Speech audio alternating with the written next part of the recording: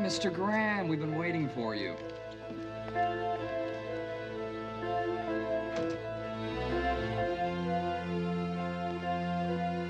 Well, now that everyone's here, Mr. Brodax will join you shortly. Let me guess. We all got the same telegrams and the same copy of Brodax's latest edition.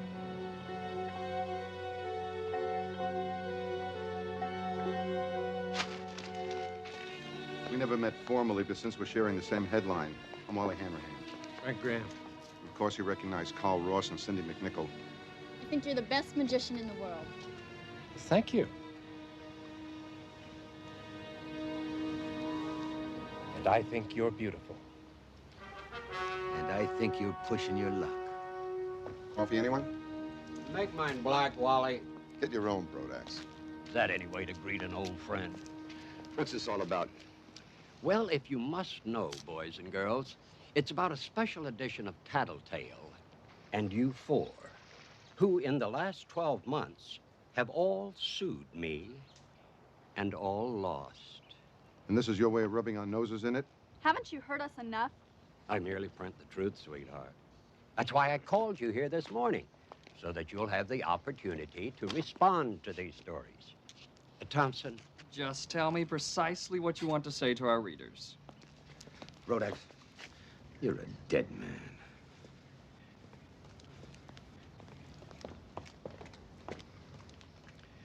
Take down Mr. Ross's words exactly, Thompson. I don't want the champ to accuse us of misquoting him. Mr. Graham, how about you? Words are your weapons, Brodax. I've got my own.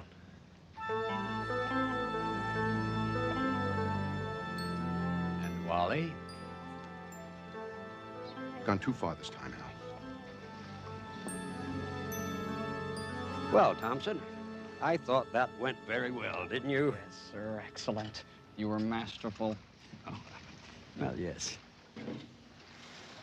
Tell you what we'll do. We'll run a news story leading off with their threats against me. Then I'll make a statement. No amount of intimidation will prevent Tattletale from sticking to its high journalistic standards. Oh, no. Ron, could you get that for me? It's an article I worked on all last night. Sure thing, Mr. Brodax. Here you are, son. By the way, your story on the 8-year-old girl who eats fire, too sketchy. Get some interviews, talk to her friends, her principal. You ask her dentist how it affects her teeth.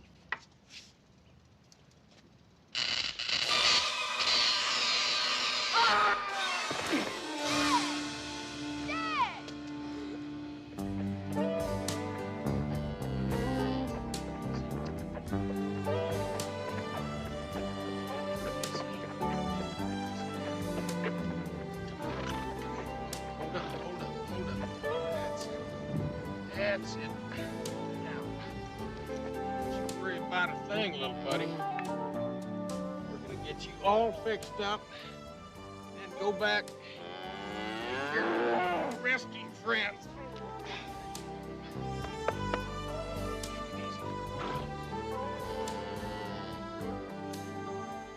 They're manufactured in Hong Kong for less than $3 a pair. Shipping back to the States, advertising, packaging, promoting runs only another $1.85 a pair. Murray, I thought we had a rule about business out here at the ranch. Now we sell them to the outlets for $10.50 a pair. For $22.50 a pair. Who'd you say that you worked gives us for? a net profit of $5.15 for each pair we What's sell. that D Now stand I've run a for? cost comparison with the Taiwan Would mills. you marry me? Hold it now, fellas! Houston? Murray, Houston? I think that this is a great investment. I can never get you at the office, so... Houston? Yeah, just a minute, CJ. Ladies, listen. I'm sorry you had to come all the way out here. But see, there's no business out here. There's a time and a place for everything. Just name it. Houston, I need you. CJ, if... CJ, like I told Murray, I'm up to here in trouble. I've got 15 head of calves stranded up in White Pine Meadow. Houston, it's Johnny Randolph. His dad got in the way of a murder attempt. He's been badly hurt. Now, don't you worry about them calves, Houston. Just take care of them for me, would you?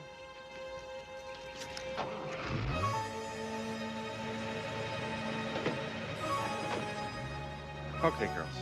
Back in the bus.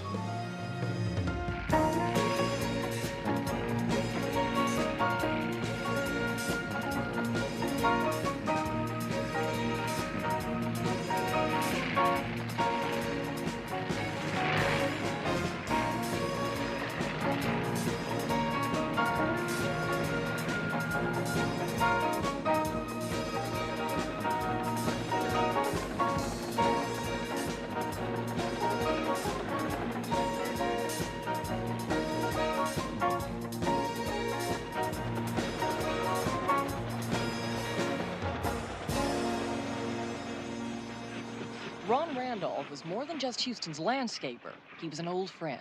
And one thing you have to know about Houston, he doesn't like it when his friends get hurt. CJ, why don't you call ahead to the house? Let them know you're going to investigate? I already have. Thank you. Oh, Johnny. Easy, buddy. Come on. Let's go sit down for a minute, all right? Come on. You all right? Here, have a seat there, partner. Listen to me. It's gonna be all right. You get my word on that, okay? But the doctors don't know me. I know, Johnny, slow down for a minute, okay? Johnny, you're gonna have to be the man in the family for a little while now. You know that, don't you? I know you're scared. Think about how scared your brothers and sisters are. You want to help them, don't you? Yeah, sure you do. I know you do. You get to pull up real hard now and get a hold of yourself. You do that for me, won't you? Yeah, I know you will. Now, you got to tell me. Tell me exactly what happened out there. I'll tell you what happened. Someone tried to silence the press, kill the First Amendment. Well, let me tell you, the pen is mightier than the sword. Johnny? Just who the hell are you? Brodax. Al Brodax. I'm the publisher of Tattletale. Johnny, I want you to call this number and ask for Cappy. He's one of my best reporters. He's going to ask you some questions. And you're going to make $50. You'd like to make $50, wouldn't you, Johnny? But what do I have to do? Just answer Cappy's questions. Oh, and we're going to need a photograph of you, too. It'll be a wonderful article, you'll see. I saw my dad electrocuted. Just a warm, sensitive human being. Yeah, just why don't you tell me exactly what you're doing here? Someone tried to kill me this morning, Mr. Houston. My swimming pool was sabotaged. 220 volts of electricity. When the boy's father tried to retrieve some papers for me that had fallen into the water, he nearly got killed.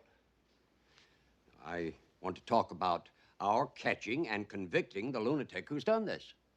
Our catching? Someone from here called and said you were investigating this matter. Well, I'm here to join forces with you. I'm ready to lend the full power and investigative capabilities of Tattletale. What do you say? I'll tell you quite honestly, Mr. Brodax, I'm not interested in you or Tattletale helping me on this case. But I tell you something else. I'm going to find out who tried to kill my friend. Johnny, Houston, don't worry about it. I'll get Johnny back to his family. Fine. Remember what I said, all right? I'm going to show you the way out. You get a hold of Murray, and you tell him to get down to the nursery and start taking care of things. Simple, really. The electrical line leading into the water pump was cut and fed directly into the circulator. So if Brodax wanted to take a little dip in the pool... He'd have been dead before he came up for air. Yeah. Lucky Ron Randolph was wearing rubber boots. It took quite a jolt of electricity, but he's still alive, barely. Vince, how tough would it be to really change that kind of wiring? It's a cinch for anybody with a basic knowledge of wiring and electricity. So let me guess, our would-be killer was wearing gloves, so there aren't any fingerprints? Yes, but we are not completely without leads. Losers of the year.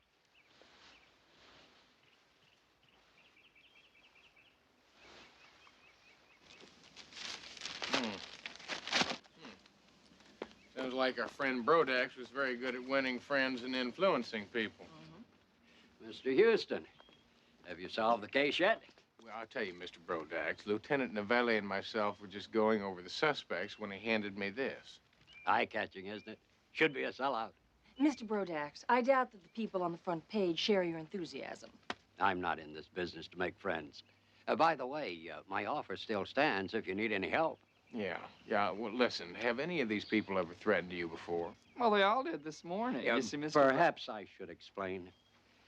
Last night, I sent each of them an advance copy of this week's edition and asked them here to get their reactions. Seems like you got yourself a whole swimming pool full of reactions, Mr. Brodax. And a front page full of suspects.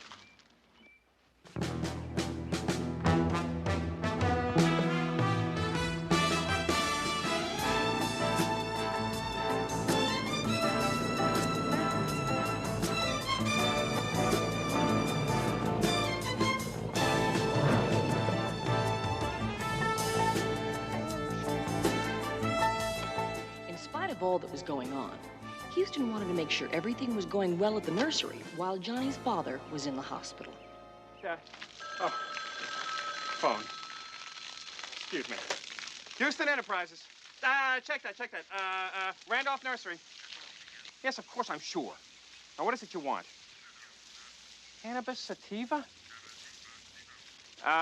Is that a fern? Or a plant or a bush? None of the above? What, something you smoke? No, we do not carry that in stock. Do you know what that... Oh, I'm sorry. Miss, excuse me, please. Here, look, have your dress cleaned on, all right? And come back. And bring an umbrella. Murray. I'm sorry. Houston, I need help. Murray, Beverly Hills is full of shrinks. Not that kind of help. It's this business. Ron has got a monumental backlog of deliveries. Well, it looks like business is just fine. I mean, a little soggy, but fine. Houston, Ron is in the hospital. He has delivery problems. I have been on the phone for an hour trying to hire a delivery person. There are none. Our society is devoid of delivery people. If I were not a sane, rational person, I would say that there is some kind of fiendish plot. Maybe there is. Murray, listen. Get Bo and Lamar on the phone. Have them get their tails out here and give you a hand. Oh, no. No, please. Now, listen. Murray. Murray. Now, it's either Bo and Lamar or a shrink, and shrinks cost $85 an hour. Now, if CJ calls, you tell her I'm at the hospital visiting Ron. Now, you just take it easy, Murray. Sorry.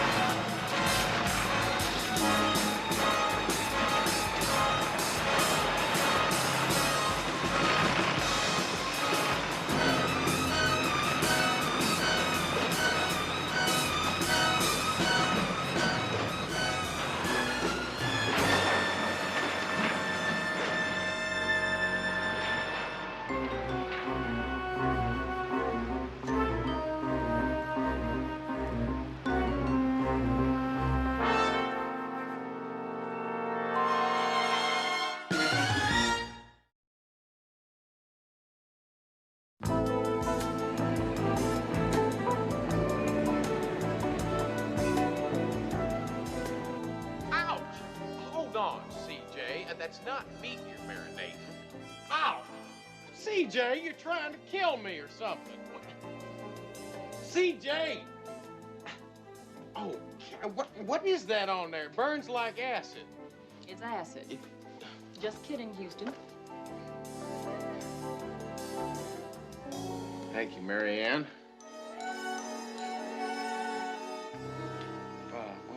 Did you see the look? What's wrong with Mary Ann? What's wrong with Mary Ann is her name's Alex.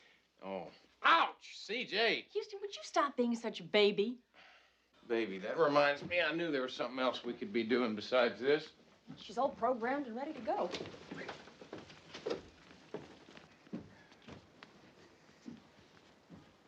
Did you get a chance to talk to Ron Randolph? Well, I called the hospital. They said he's in pretty rough shape, but they believe he's gonna make it. That's good news. You bet it is. Okay. What do we got? Hello, baby.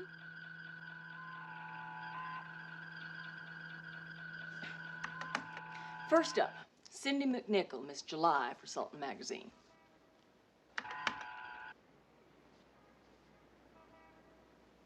You don't suppose Baby's got a copy of the centerfold in there? We'll just put it up, okay? Oh, that's nice. Try not to drool all over the couch, Houston. Now, Brodax alleged in his newspaper that Cindy only got the centerfold because there was pressure from certain individuals in organized crime, namely... Carl the Champ Ross. The Champ? Mm-hmm. He's one of the most ruthless men in organized crime. He fancies himself as a boxer. His most recent stint in Leavenworth, he had a standing invitation to $10,000 for anyone who could stay in the ring with him more than 3 rounds. Anybody ever take him up on it? Only the slow-witted ones. Yeah, who's next? The Amazing Graham, magician. One of the most popular in the country until Tattletale printed an article saying he was a bigamist. Married 3 women at the same time. Apparently has put quite a crimp into his bookings. Yeah, not to mention the alimony. And last but not least, Wally Hanrahan. Con artist extraordinaire. Used to work for Brodax. In fact, used to come up with all kinds of circulation-building gimmicks. Such as? Such as the ultimate diet. Lose weight while you're sleeping.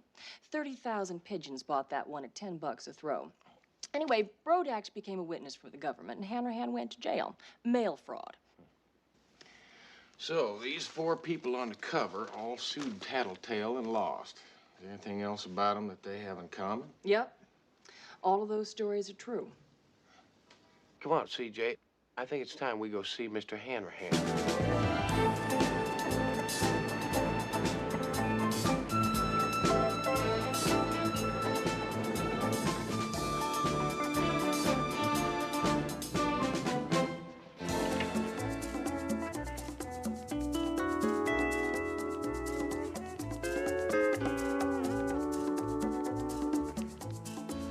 Welcome to Tahitian paradise. The island where your dreams can come true. You suppose we're in the wrong office? Do you care? No. Follow us, please.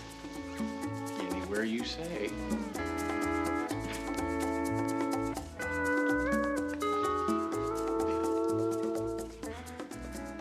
Aloha, my friends. Welcome to the quiet and serenity that can only be found at Tahitian paradise. Welcome to the opportunity to own your own piece of a tropical South Sea island. I know what you're going to say. You can't afford a luxury condo. Wrong. Anyone can. For peanuts. How? By sharing the cost with 51 other fortunate owners. Yes, for an entire week, every year, you can bask in the sun, swim in the seas of romance. Rub shoulders with ex-cons? Who are you? My name's Matt Houston. This is C.J. Parsons, my associate. We'd kind of like to talk to you about Al Brodax. Oh. Sorry, kids. False alarm. Take 10. Brodax, huh? Yeah, well, I heard somebody try to kill him this morning. Too bad they missed. We understand he isn't your favorite person. I made his paper with my promotions. And then you made one promotion too many. The Ultimate Diet. Yeah, well, Brodax was in it as much as I was. Only he kept better records. I guess you might say he was smarter than me in those days, see? I trusted him. Sounds like a good motive for murder. Sure it does. And I would have killed him 3 years ago when I first got indicted, or even after I got out of jail. But now, are you crazy? This Tahitian paradise thing is a gold mine. And legit. Well, Brodax swimming pool had to be wired sometime last night. I don't suppose you'd mind telling us where you were last night. Leilani?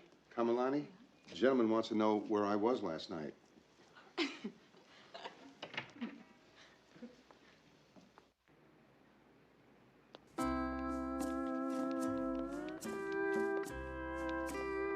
Aloha, you all.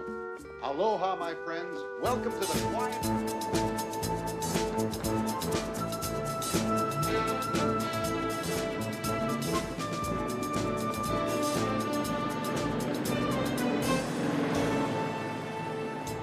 Three most attractive parts, I might add.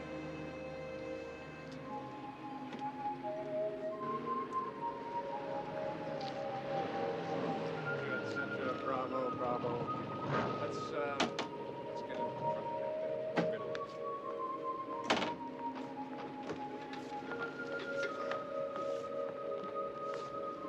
And now, ladies and gentlemen, what we have here is a trunk. What we also have here is a beautiful lady. We put the beautiful lady in the trunk, making certain, of course, that there is no way that she can get out.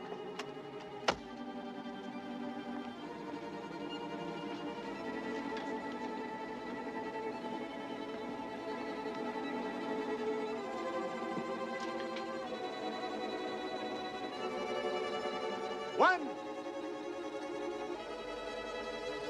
two, three.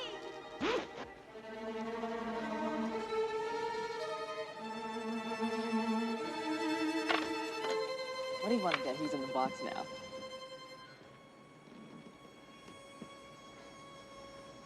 That is really amazing. Yeah. I'm also a mind reader, and I'm getting a name. Dallas. No, Houston. Matt Houston. Yeah, Vince Novelli told you I'd be coming by. Now you know one of my secrets. Yeah, this is C.J. Parsons. Ah, for you. Sorry about that. Do you mind? Well. Let me try this again. For you. Thank you. Here, I'll get rid of that.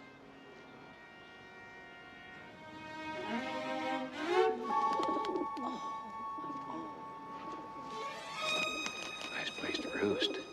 That's wonderful. You're full of tricks. Well, why don't you stick around and catch my show? I have a matinee in an hour. Well, that sounds like fun. Yeah, listen, I hate to be the one to throw a cold bucket of water. But you want to know if I was the one who tried to kill Brodax, and the answer is no. Now, if you want to ask me if I felt like killing him, the answer is yes. Bigamy is definitely not a good image for magicians. Neither is murder. Which leads me to the classic question. I left this theater at midnight and went straight home. Alone? Are you kidding? Can a man with 3 wives ever be alone? Now, if you'll excuse me. I do have a show to prepare for.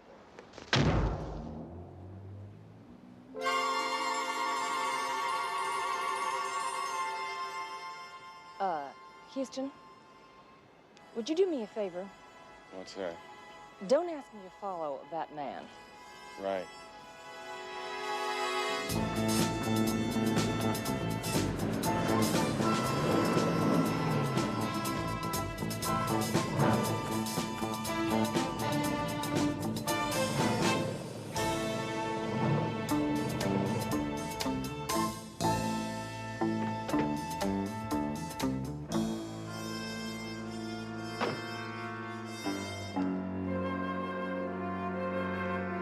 Houston figured that with Hanrahan's 2 hula girls and the magician's 3 wives as alibis, it was time I did some checking.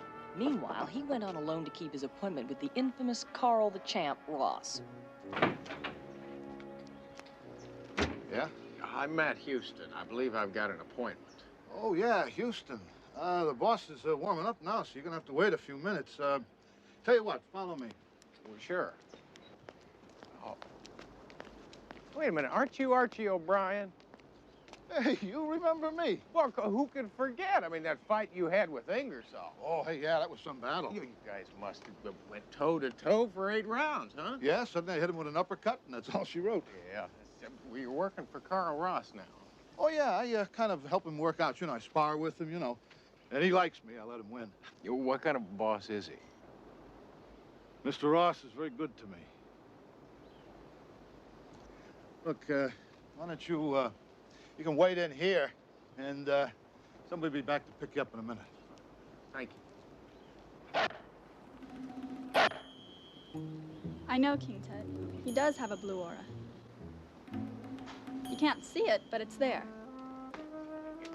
Is that bad? Oh, no, it's very good.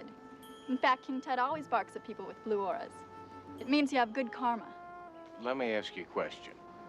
My spirit is willing. What is that contraption there? It's a pyramid. A metaphysical miracle discovered by the Egyptians thousands of years ago and then forgotten. What's it do? Keeps me at peace with the world. You must be the man who is coming to talk about Al Brodax. Right, yeah. My name is Cindy McNichol. I know. I recognize that your face is familiar. Care to hear what I think? Sure. I think Brodax was asking for it. He's a vulture, and somebody should take him out and shoot him. Mr. Ross will see you now. I enjoyed sharing my peace with you. Like, me too.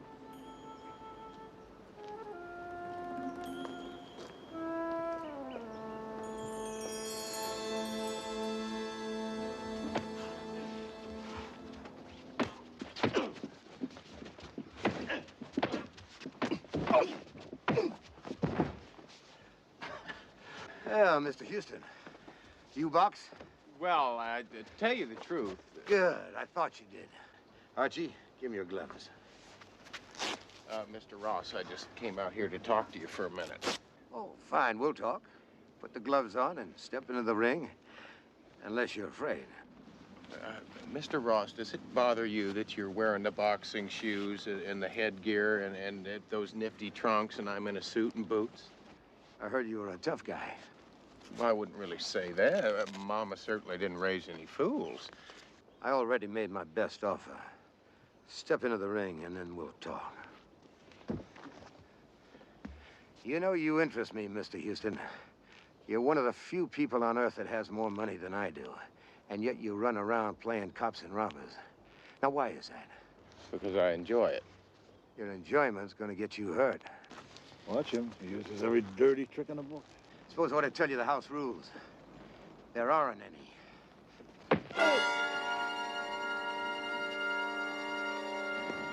Mr. Ross, I believe you just stepped in it.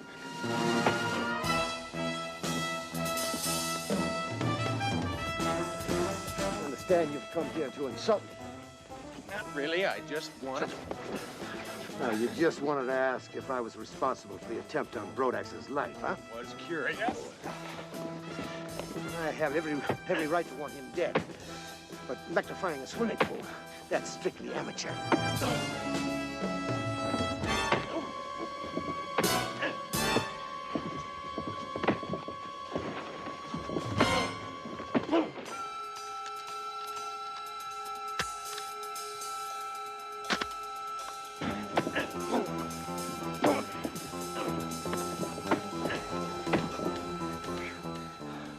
If I wanted a man dead, I'd have him shot.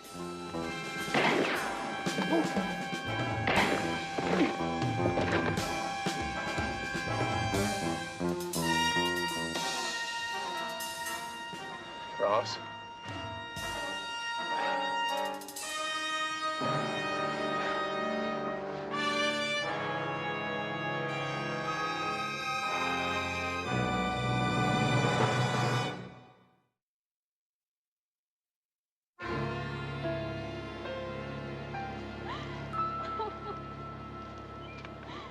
If I find out who did this, I will kill him. I swear I'll kill him. You were right, Houston. Shot came from over the hill over there. Had to be an expert. It's over 300 yards. Vince, the whole thing doesn't make any sense. I mean, up to now, we knew our killer had to be somebody with a grudge against Brodax. Yeah, somebody hurt by his paper. That's right. And then someone tries to get me at the nursery yesterday, and now they got one of our suspects. Lieutenant, they tell me I need your permission to get a photograph of Ross's remains. You also need my permission to be on the scene of the crime. You have neither. Now leave. You trying to hide something from the press? The American public has a right to know. Put your flag away and get off this property before I arrest you. For what? For being obnoxious on the scene of a crime. Now beat it. Okay, I'll go. But don't think you can hide anything from me. Tattletale is America's watchdog. Vince, I didn't know you had a temper.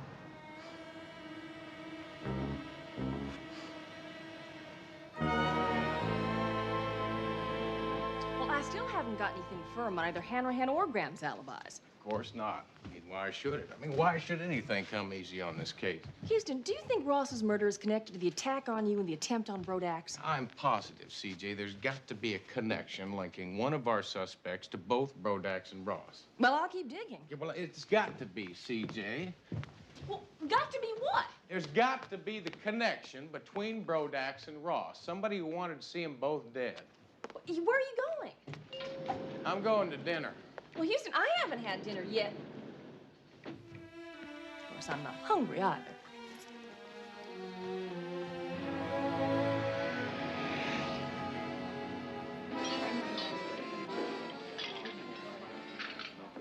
Your aura is bluer than ever. Well, thank you, Cindy.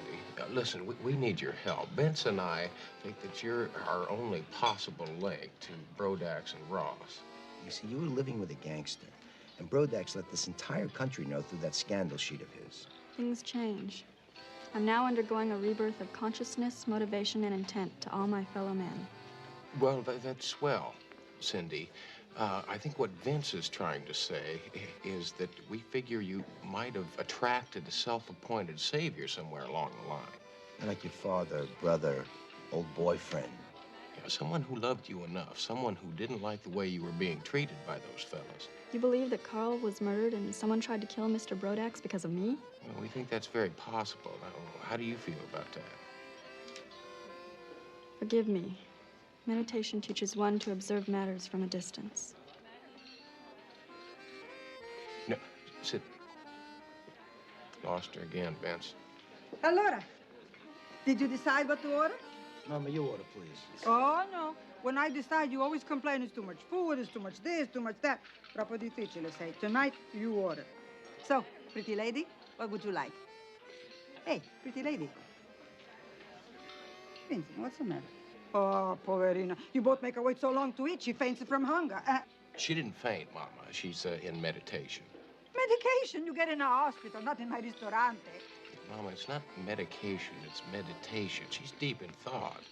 For my menu. It's not that complicated. Mama, please, some food. Okay, tell me what you like. Same as Houston. Y'all have the same as Cindy. Benissimo, three of the same coming right out. She's back. Listen, did you think any more about that? Who might have loved you enough to kill for you, just to protect you? No one. I have no family. I was abandoned by my parents at the age of 14. There was never any boyfriend. Carl Ross was the only man who ever showed me any kindness. Benedetti, ragazzi. But why you want to fool Mama like that? You just gave me 3 orders of nothing. Make it 4.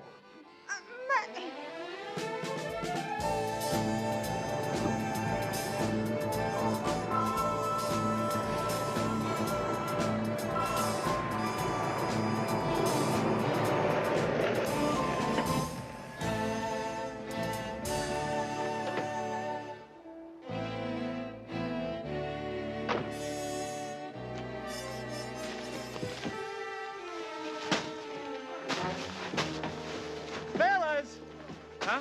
No, listen, I got your order right here. No problem. 5 o'clock guaranteed. Fellas! Murray! Houston, thank the Dow Jones averages, you're finally here. What's wrong now, Murray? Paul and Lamar, they think they're running a demolition derby. Take a look at this place.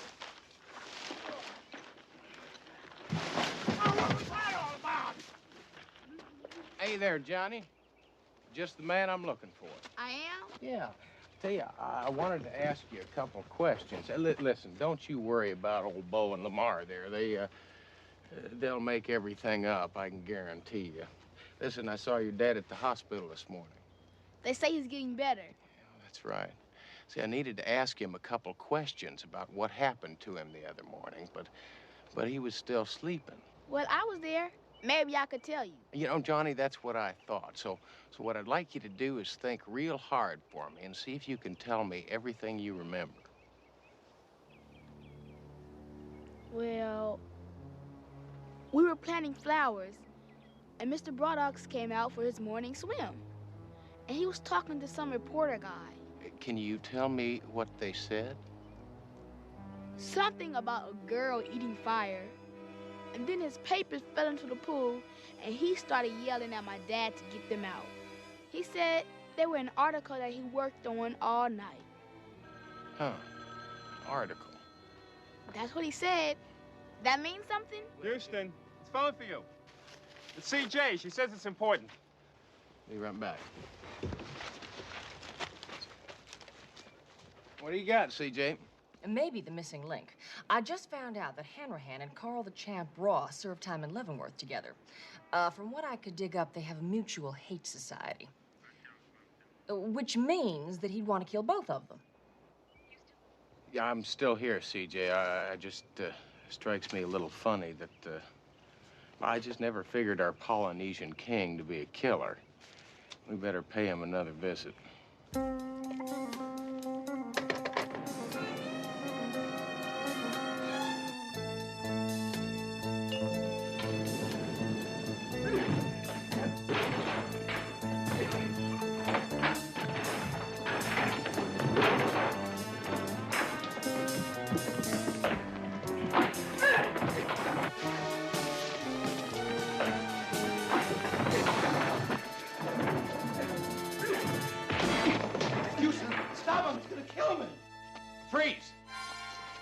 Freeze? Why? Well, the cops say that in situations like this. You're going to unfreeze and you're going to find out what the bad guys do in situations like this. Listen,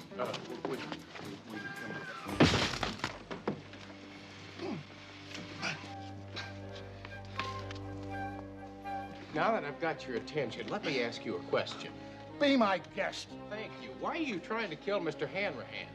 He killed my boss because of what happened in Leavenworth. Lord X told me. If you don't believe me, take a look over in that corner.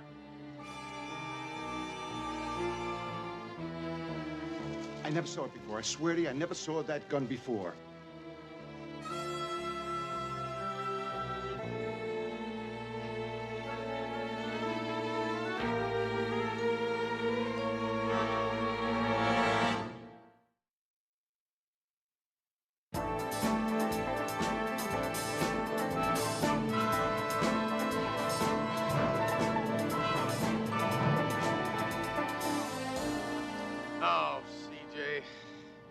I'm beginning to feel as out of place as a prairie dog at a rattlesnake convention. I mean, we got a sleazo syndicate boss that's dead. We got a sleazo gossip publisher who almost got killed. I nearly got myself killed, and I'm beginning to wonder why. Oh, yeah. See, this builds your arms up, your shoulders. Don't say anything. Did I say anything? Just I didn't say anything. don't say anything.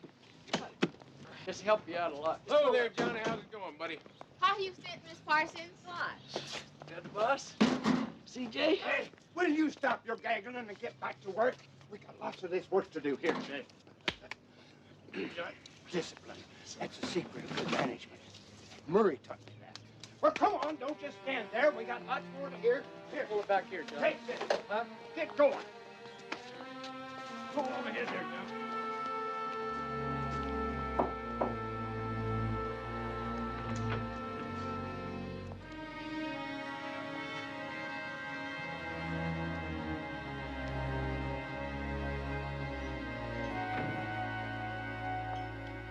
Just in time. Join me in a toast. This has really been a great day for us, Mr. Houston. You have caught a murderer, and I've got a story worthy of another special edition. Yes, you do. And you can start by telling your readers how you sent a professional fighter after Hanrahan, a man who used to make a living with his fist. Now, how'd you know it was Hanrahan? I figured it had to be him. He was the only one who had a grudge against both me and Ross. Which brings us to our next point. Right. How'd you know about that grudge? Read about it with the rest of America in Tattletale. Only cost a quarter. Excuse me, but Mr. Houston has a phone call. It's Murray from your office, line 3. Thank you. Hello, Murray. Yeah. I got it. It seems like Frank Graham just called. He wants me to meet him at the theater. Says he knows who killed Ross. It wasn't Hanrahan. What? Yeah. Tell you what, CJ, I'm gonna have Bo and Lamar take you back to the office, and I'll talk to you a little later on, okay?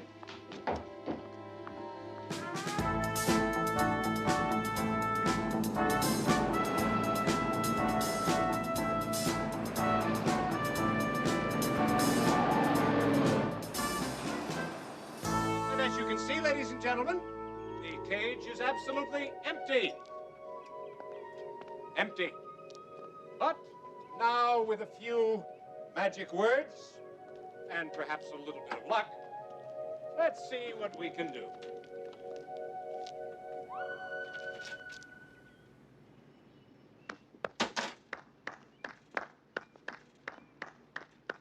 Well, I thank you, sir, for the applause.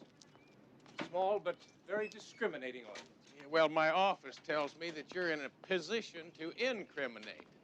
They tell me that you know who killed Ross. Indeed I do. And when you hear my evidence, you'll be convinced as well. The murderer is Al Brodax. That's very good, Maestro. How'd you figure it out? Yeah, well, actually, it wasn't him, it was me. Where are the cops?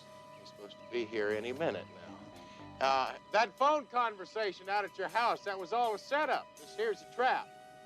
What are you talking about? Well, see, you staged your very own murder attempt. Yeah, you rigged your pool, and then you conveniently let those papers drop in, and you wanted Ron Randolph to fish them out for you. And then when you were sure that everybody knew somebody was trying to kill you, you murdered Ross. Yeah, and you knew the police were going to connect it to Hanrahan. That way you got rid of both of them. I'd have gotten away with it, too, if you hadn't stuck your nose in it. What are we going to do? Not real sure. You're the magician. Why don't you just disappear us out of here? You're probably wondering where you slipped up, aren't you? Well, I'm going to tell you. It was the papers in the pool. See, I found a piece of that paper on the bottom of my boot the other day, and it was blank. That bothered me an awful lot, because you told Ron Randolph that it was an article that you'd been working on all night. The trunk has a trap door. Oh, good. I'll tell you what. I'll distract him, and you make a run for it. Now.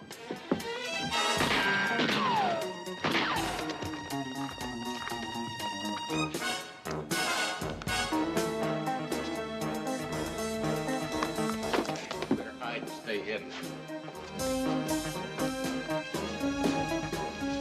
Give it up, Brodax. Police are on their way now. Houston, I'm not gonna let you bring me down for killing that mobster. He was bleeding me dry. After he lost the lawsuit, he still wanted the money. He said he'd kill me if I didn't give him half the tattletale.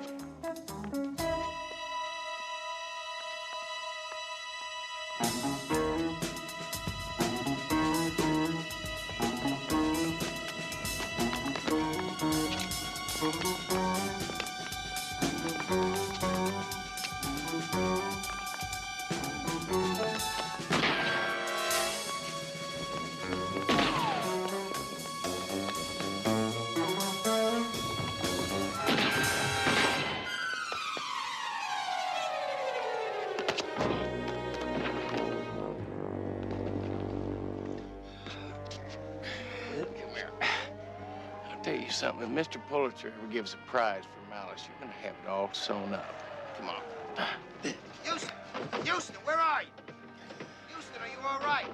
I'm fine, Vince, but I'm afraid you missed the show. Come on, Brodax.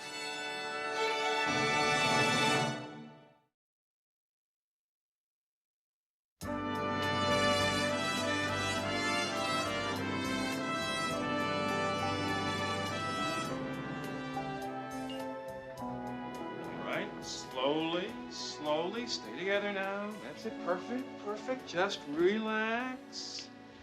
Murray? Well, Murray, what in the Sam Hill is going on here? How do you know? Know what? That's my name, Samantha Hill. Is it really? Before you say another word, did you or did you not say no business at the ranch? Huh? Did you, huh? Yeah, I did. Which means business is to take place at the office. And dinner takes place in a restaurant. Hungry? A little bit. All right, ignore me. Send me away. Hang me by my heels for looking after your interests. Crucify me for my responsibility. Murray, don't be so melodramatic. Houston was just talking about you. He was? Yes, he was. Yes, I was, Murray. And I was just telling CJ about how I was going over the facts and figures on the company that you left me. Really? Well, yeah, really, Murray. See, now I think it's a dandy little company. Now, if the numbers are right, I think... The numbers are more than right. Houston, the guy who owns the company is a genius when it comes to designing jeans, but he is a babe in the woods when it comes to money. I'm telling you, Houston, we can steal this company. Oh, no, we can't. We can't? No, no. See, you can't steal anything you already own. See, I bought half interest in that company this morning. See, it's just like you said, Murray. The man's a genius, and he's probably a pretty nice fella, and we wouldn't want to steal something from somebody like that, now would we? Not me. No. And Murray, because Houston wants to protect his investment, he wants you to buy something else. He wants you to buy the modeling agency. Modeling agency? Well, yeah, Murray. See, I figure as long as you've got the product, you've got to have the right packaging.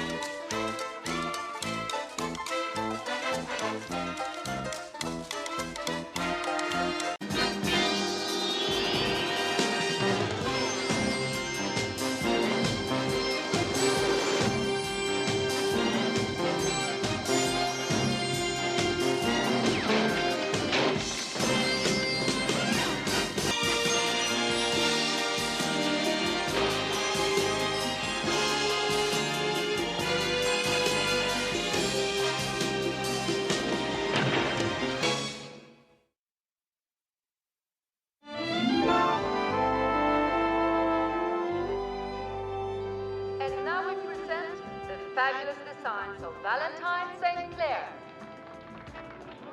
Dallas is wearing the most elegant of evening costumes. We call the fabric gold bark.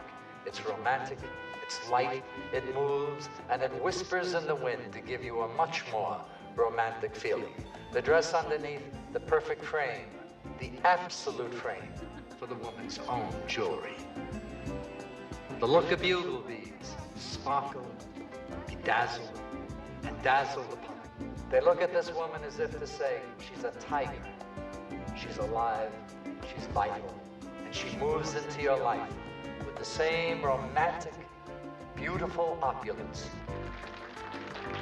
Renee, have Charlene Teaster and Betty straighten out your sash. Vera, this is the last time I'm going to warn you. You get those girls out on cue, or I'll find someone who can do it. Look, you don't... Will you go on? Move it! Vera, try not to take him so serious.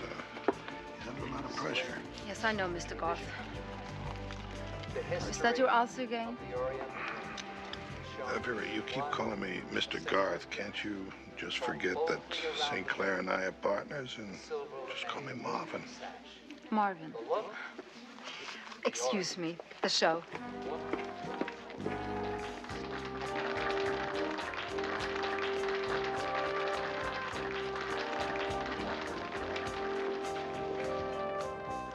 St. Clair. I told you to stay out front. Keep out of the way. I'll stay where I damn well please. Garth, take my advice. From now on, be my silent partner.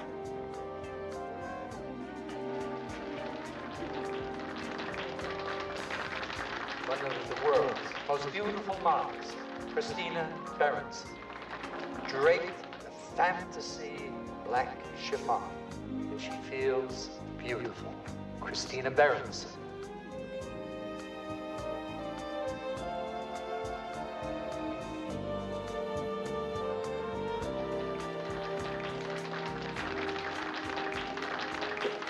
Christina, all those superlatives I just said about you, don't take them too seriously. Haven't you just once done something nice for someone? Oh, I certainly hope not. And I'm not going to start with someone I know as much about as I do you. Be happy, darling. The only thing that could make me happy is to see you dead.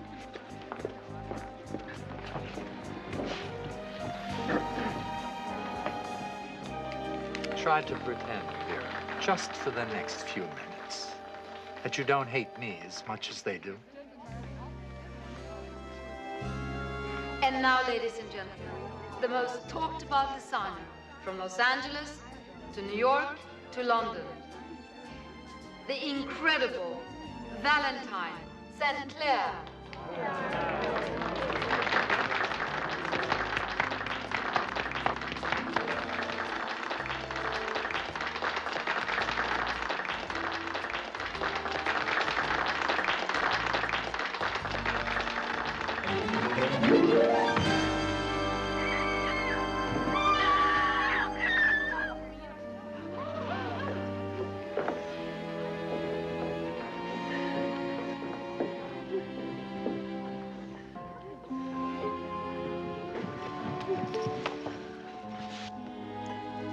Looks like a remote control device.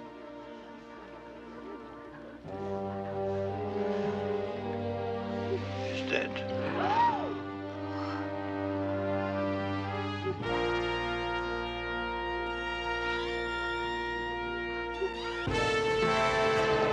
You sure he won't mind? Christina, if you know Houston as well as you claim to, there's absolutely nothing to worry about. Nothing to worry about. I wouldn't exactly call a first-degree murder charge nothing to worry about. Besides, it's been a while since Houston and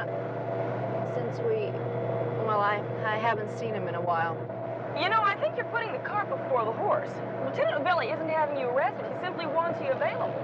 But everybody knows how I felt about Valentine, and a lot of people heard me say I wanted to see him dead. That would make you a prime suspect.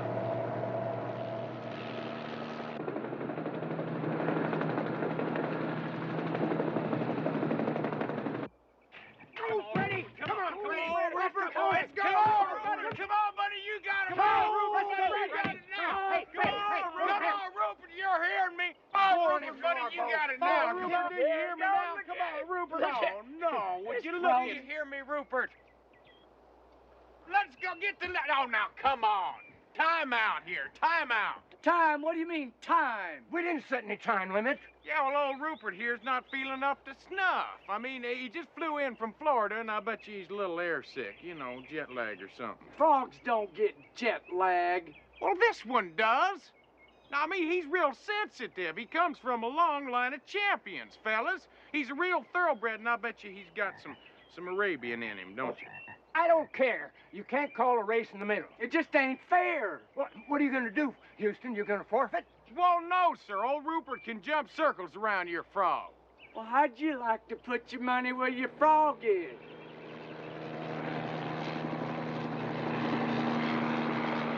You got yourself a bet. Double or nothing, they'll run on Sunday.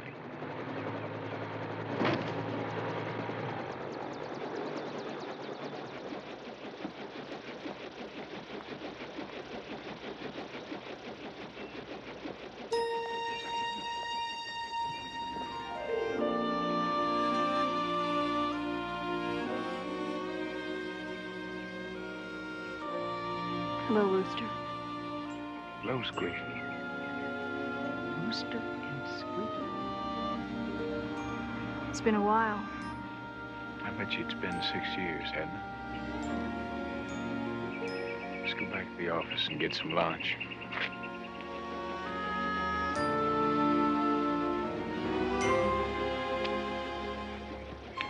Houston, you forgot something, me. One thing's for sure, Rupert's legs are probably better for eating than for jumping.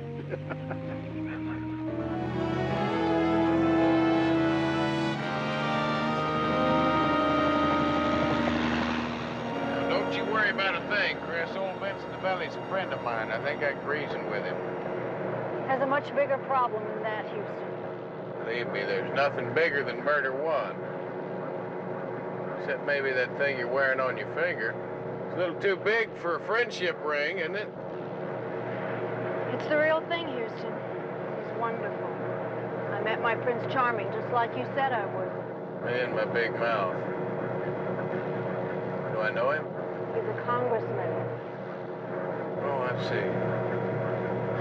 I'm beginning to get it now. You get busted and his career goes bust, not to mention your love life with him, right? And you want me to help you?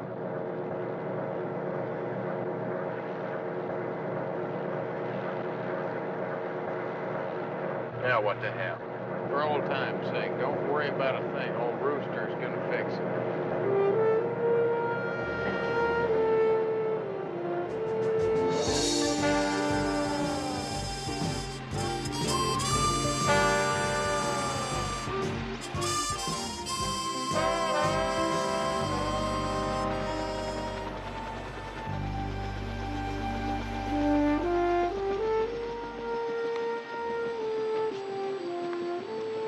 I don't quite understand is this deal with the remote control device, you know? Well, the lieutenant thinks it might have launched the arrow that killed Valentine. Yeah, well, how'd you end up with it? I don't know. It was all in the commotion. Valentine was lying there dead, and people are screaming, and all of a sudden I felt something drop by me on the floor. Right there on the floor. It was the remote. I'll tell you what, why don't we skip lunch? Then you go back to the hotel and get some rest. I'll get cracking on this thing. Houston, I didn't do it.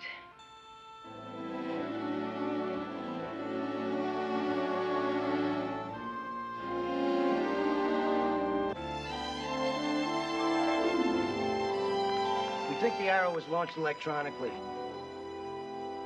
And when Valentine was killed, your lady friend was standing over there with this remote control device by her feet. And we have an eyewitness. That's her, Vera Martin. Oh, thanks, Vince. Yeah, excuse me, my name's Matthew. Yes, I know, Houston. You are Christina's friend. That's right. I'm glad she has someone like you to stand by her. Well, thank you. You know, I feel terrible about having to tell the police.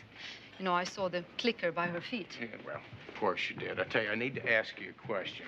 Can you tell me what kind of man Valentine St. Clair was? Passionate, explosive, moody. Well, you see, he was an artist. Yeah, well, if he wasn't an artist, could it be construed as rude and obnoxious and downright unlikable? Well, he wasn't an easy person to get along with. But you see, for me, well, I know it might sound corny, to learn at the feet of a master, well, I guess there's still some old-fashioned hero worship in me. I'll miss him.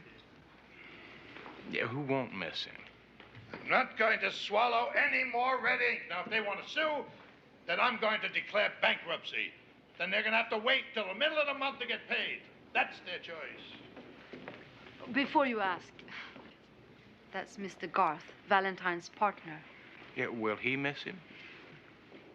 Well, everyone knows that they had their differences. Well, the real screaming was with his wife, Valeska Debraken, over the divorce. She was in the audience yesterday when he was killed. Houston figured he'd better track down St. Clair's ex-wife, Valeska Debraken. He found her at the Psychic Research Institute, which she owns. It's a strange place with an even stranger owner. Thinking of the pattern, and only the pattern, and hearing only the sound of my voice. No other sounds intrude, no other images, only the image of the pattern. It fills your mind.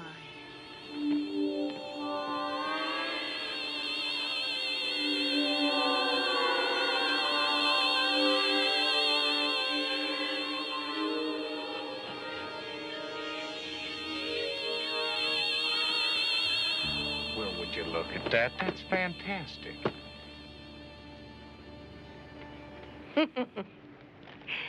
At age 7, I fell from a ladder, struck my head, and from that time on, have possessed powers. I'm trying in this institute to explain them. Well, that's all very interesting, but we were talking about Valentine, your husband, rather your ex-husband. And the divorce. Right. Yes. Well, it was a marriage of convenience. At the time, we needed each other. It was a marriage in name only. We each went our separate ways. Well, folks have been saying that you two were doing an awful lot of shouting, that things were getting a little bitter. Valentine lived his life at the top of his voice, but I really fail to see how I can help your client, Mr. Houston. I was one of those who heard her threaten to kill my husband. Yeah, well, you were at the showing yesterday. Why was that? To wish Valentine luck.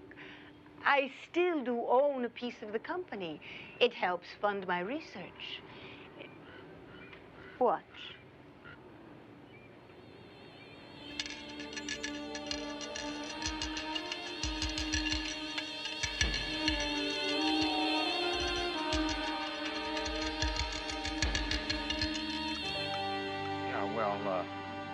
Well, after seeing this and the cards on the table and everything, it does kind of lead me to believe that you know a thing or two about showbiz. It is not show business, Mr. Houston. This institute is world-renowned. Our works are supported by donations from every country in the free world. Yeah, well, I'm sure there's something to it, but see, I already gave it the office. Something to it! That sundial. I think it's a bit slow.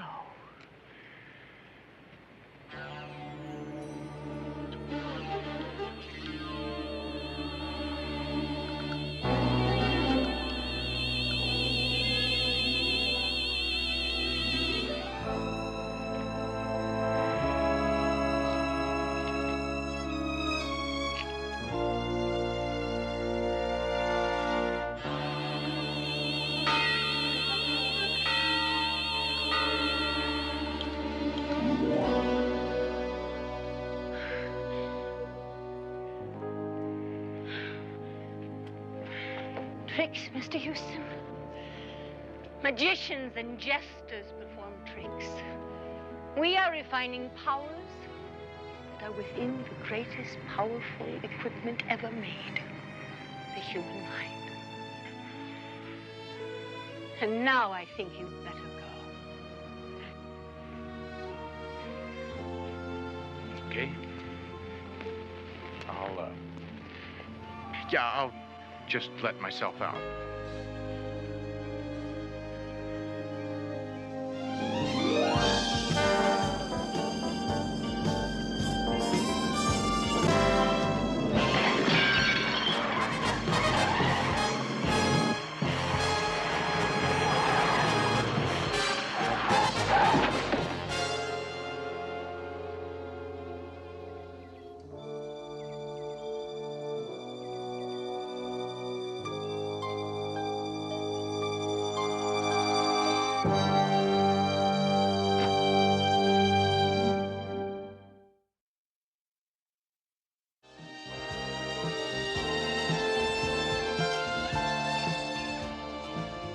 Something, CJ. Now, I'm less than partial to being shot at, and I'd just as soon we find out who did it before they try it again.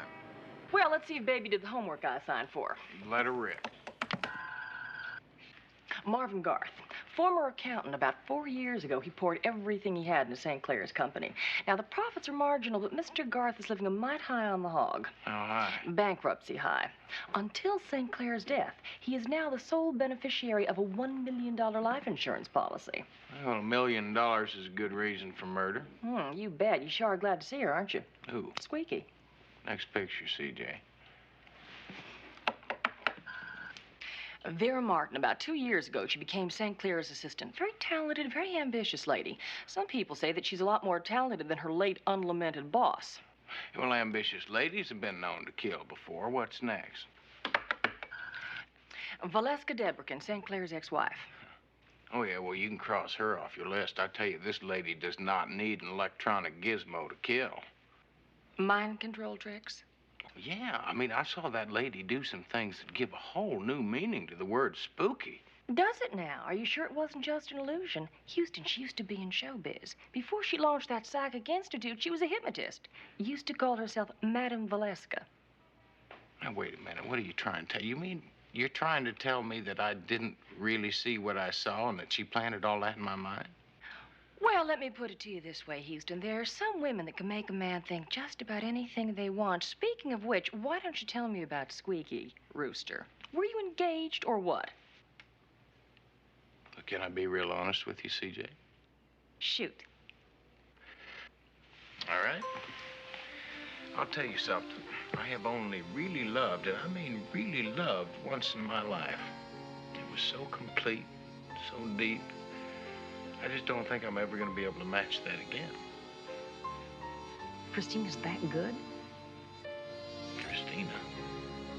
I'm talking about Rupert. My frog. Houston, where are you going now? To a fashion show. You mean to see Squeaky, don't you?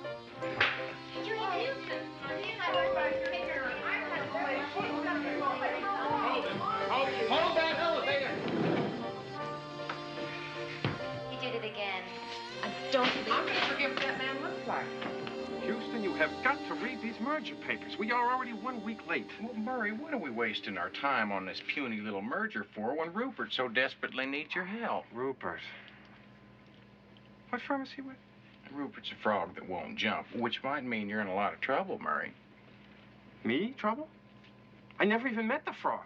Well, you'll like him. I tell you what, you find the world's best frog expert and you put him in touch with me pronto. But Houston, No buts, Murray. Now, as soon as we get old Rupert jumping straight, then we'll talk about this little merger. Houston, where do I find a frog jumping expert? Well, a frog. Christina Berenson is wearing the most opulent slither of a black dress, covered with its own chiffon stole, edged in feathers.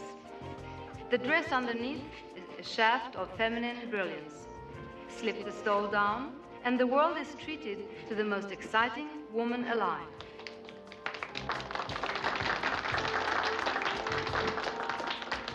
Renee! Renee! Honey, go find Renee. She's gonna miss her cue. Both Lamé, wondrous. Should have stayed in accounting. Oh, there, Mr. Guard. This seems like an awful lot of trouble. I mean, how much could the Valentine label be worth now that St. Clair's dead? As long as Vera's around, everything is fine. See, Vera is great. She's the one that designed most of last year's bestsellers. Just that Valentine got all the credit. Well, if that's the case, Valentine's death is a pretty good break for you. And let's not get ridiculous. Fact of the matter is, St. Clair and I took out duplicate insurance policies, naming each other as the beneficiary. That's a very common practice between partners. Yes, Houston, I need money, but not enough to kill for it. Excuse me.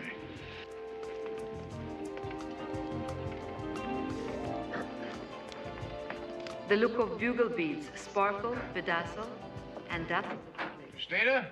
They look at this woman as if to say, she's a tiger, she's a lion, she's vital. She moves into your life with the same romantic, beautiful opulence, the brightest flower.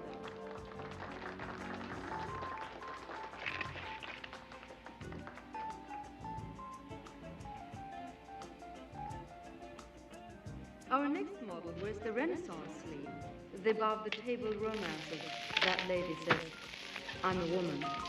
I'm proud to be a woman. I'm glad to be alive. Black chiffon, soft and gold. The look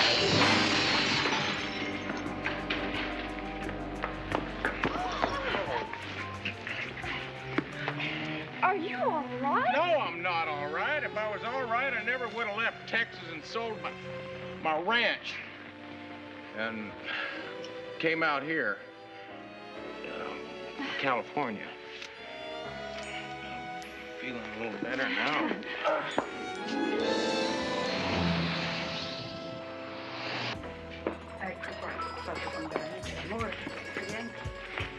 Ecco qua.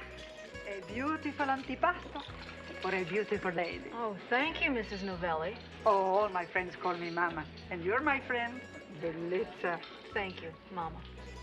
So, friend to friend, what's the secret, huh? I use all the same makeup as you do.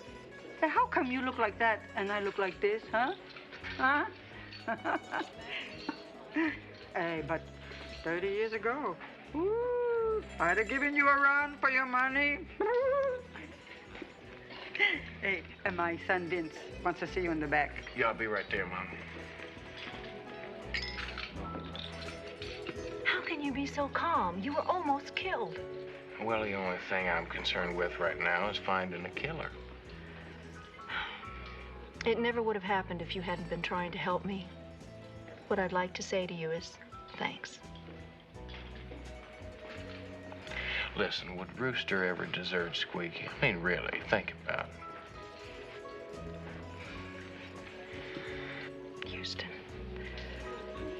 no matter what happens, promise me you'll always remember how beautiful it was between us.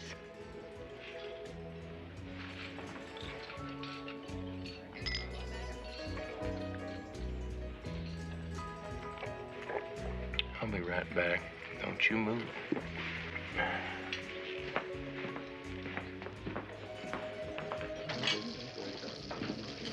Vance, Mama said you...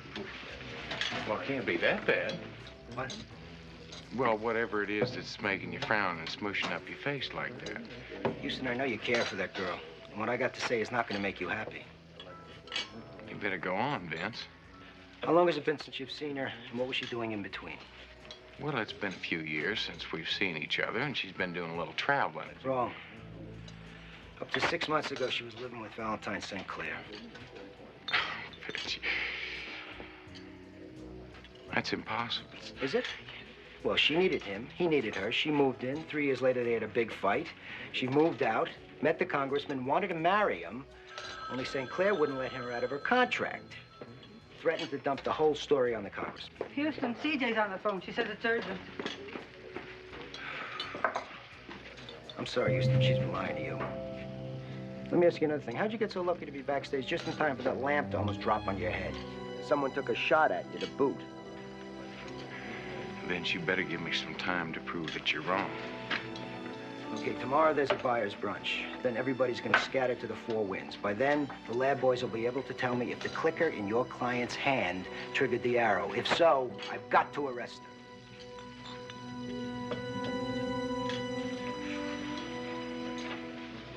Hello, CJ. Houston, I think you better come home. Valeska Debrekin is here, and she says she knows who killed her husband. Bye-bye.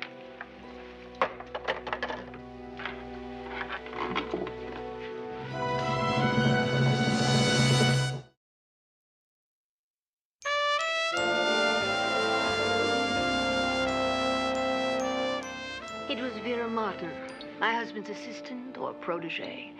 As much as she said she loved him, I know he was going to fire her. Oh, this is another one of your psychic revelations? No, actually. I was going through my husband's things. He typically dictated notes to himself. Take a haircut, do this, do that. Fire Vera. Oh, and he had that vindictive streak in his voice, too. When he said fire Vera, he meant ruin Vera. He would have done it, too. And she had to know it. In a way, I really can't blame her. Well, thank you, Miss Valeska. I will make sure that Lieutenant Novelli gets this evidence right away. Oh, I knew you would. Yeah, my secretary will see you out. I know.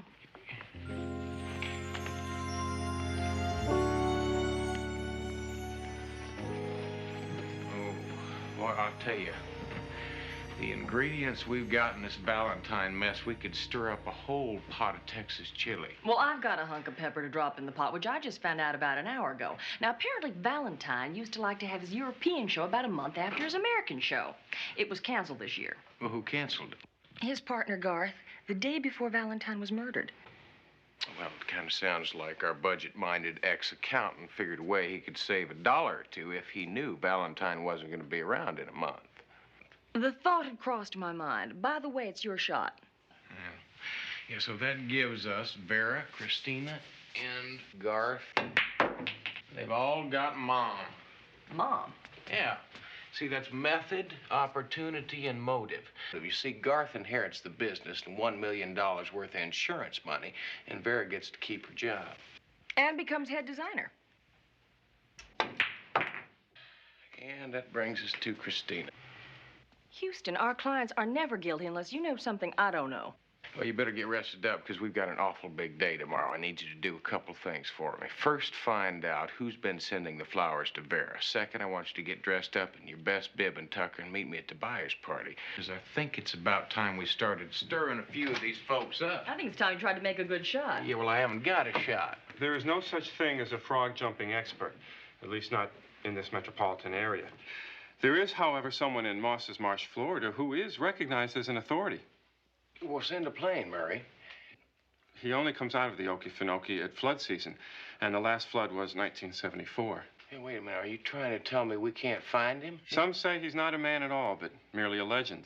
Walking the swamp when the moon... Murray. What is that? I can save you the reading. There are only two ways to make a frog jump. Food or a predator. No tricks. There's no pep talk you can give him. They never heard of the Gipper, and they don't know from God and country. Here's your shot. Where? 2-ball combination, 12-ball in the corner.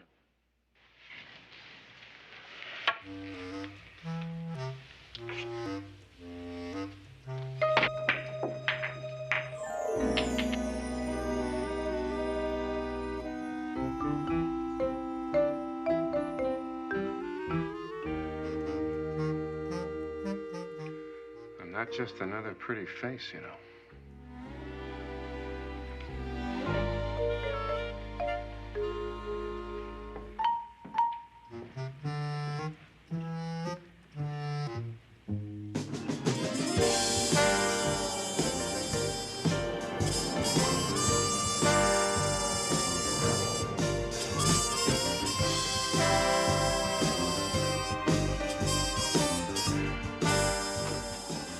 While I was checking out the florist to see who sent the flowers to Vera, Houston was off to the buyer's brunch to do some buying in his own fashion.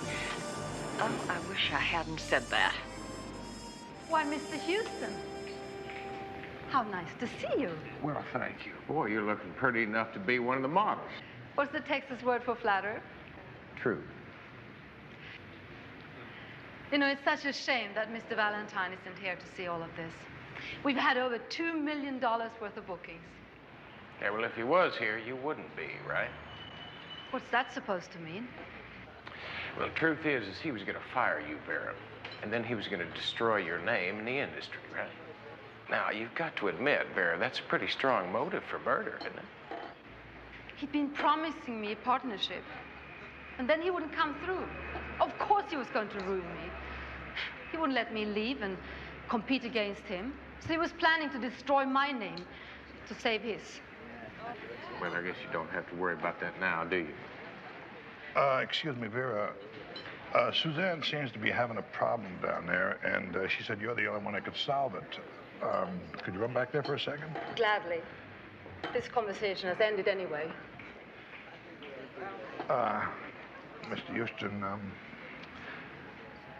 I wish you wouldn't bother Vera. Well, listen, I just wanted to ask her a couple of questions. Which brings me to you. I need to ask you a couple, too.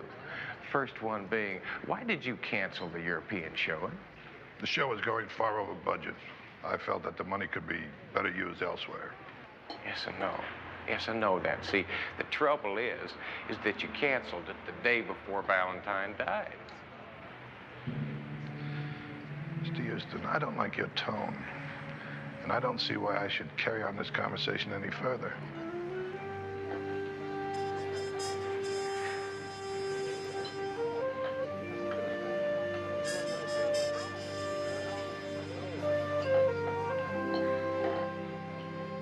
Isn't that silly? Excuse me, Mr. please. Houston, what a surprise.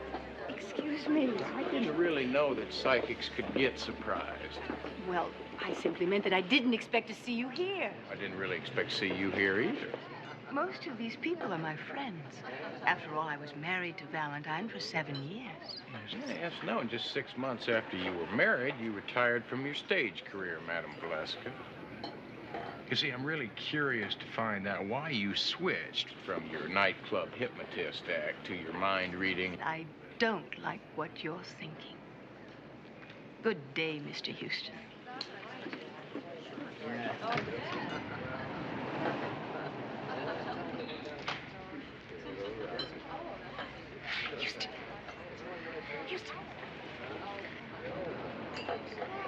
Find out who was sending the flowers to Vera? Yes, I did. Ladies and gentlemen, I am happy to announce that the proud tradition, the trend-setting designs of Valentine St. Clair fashions will live on through the enormous talent of his own protege, Vera Martin.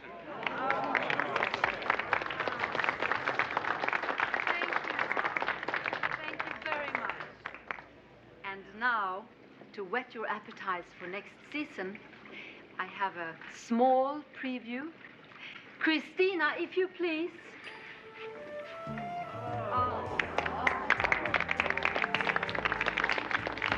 You know, I'll bet you old Garth is Vera's secret admirer. You should have seen the look he shot me when I challenged her.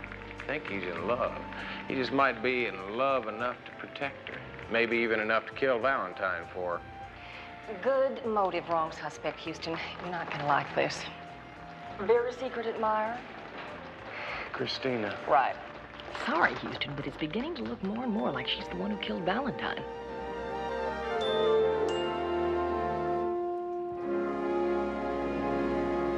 Christina, I do not want you lying to me anymore. I'm not lying to you, Houston. I wouldn't do that. Not to you. Since when, now? Christina, those flower arrangements, you bought them with your credit card. I saw the receipts. Yes, I bought them, CJ. But I am not Vera's secret admirer. Garth asked me to buy those flowers for Vera.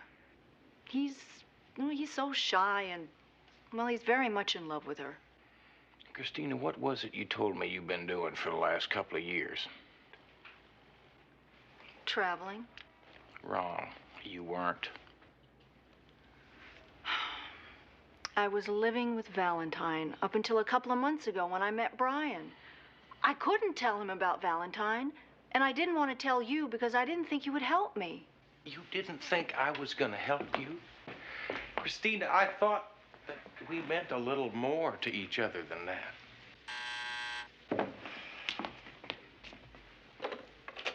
Hello? Hold on. It's Vince.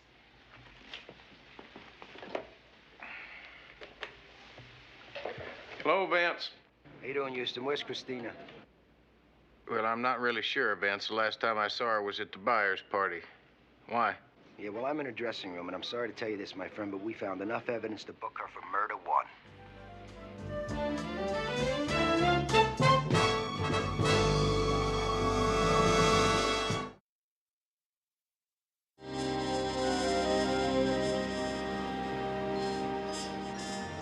Found the stuff on the cushion. How convenient. Yeah, well, the wires match and the remote matches. That's a schematic of the actual work done. It matches. Christina's innocent. Now, Vince, this 7 proves it.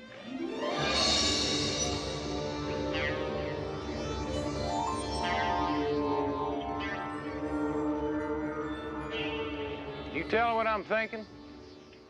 I see the number 7. Right. Now, I'm thinking Americans don't put slashes in them. Europeans do. So do you. And you're thinking that I planted the drawing in Christina's dressing room. Bingo. I'm also thinking that a handwriting specialist is going to be able to prove that you made those drawings. Prove that you murdered your husband.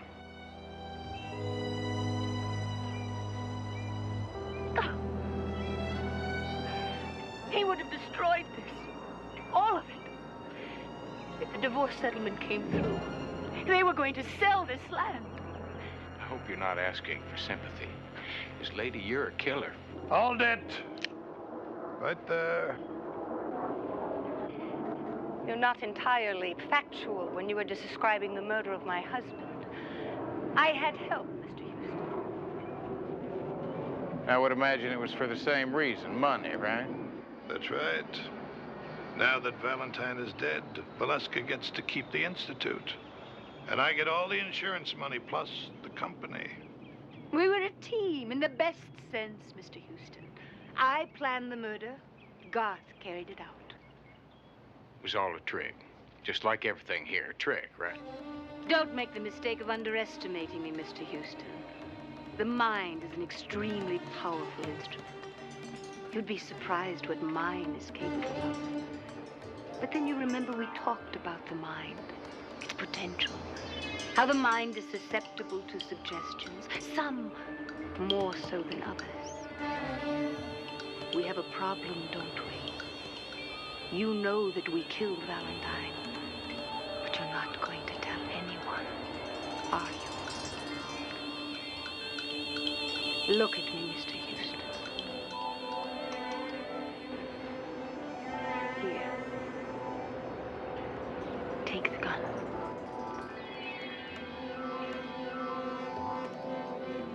Take the gun!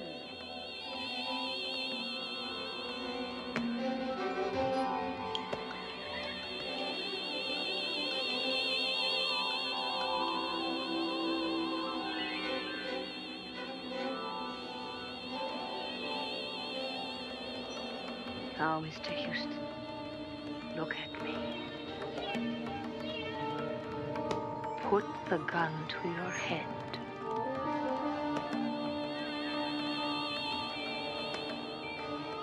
Isn't it a shame that when you discovered your beloved Christina was guilty, you decided to take your own life?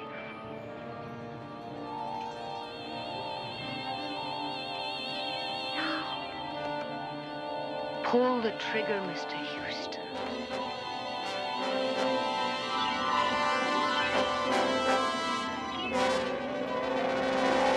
All right, the party's over, Witchy Poo. I believe this is what you call a Mexican standoff. Your power is stronger than I thought, Mr. Houston. But I'm afraid your gun isn't loaded. If you don't believe me, try it. Pull the trigger.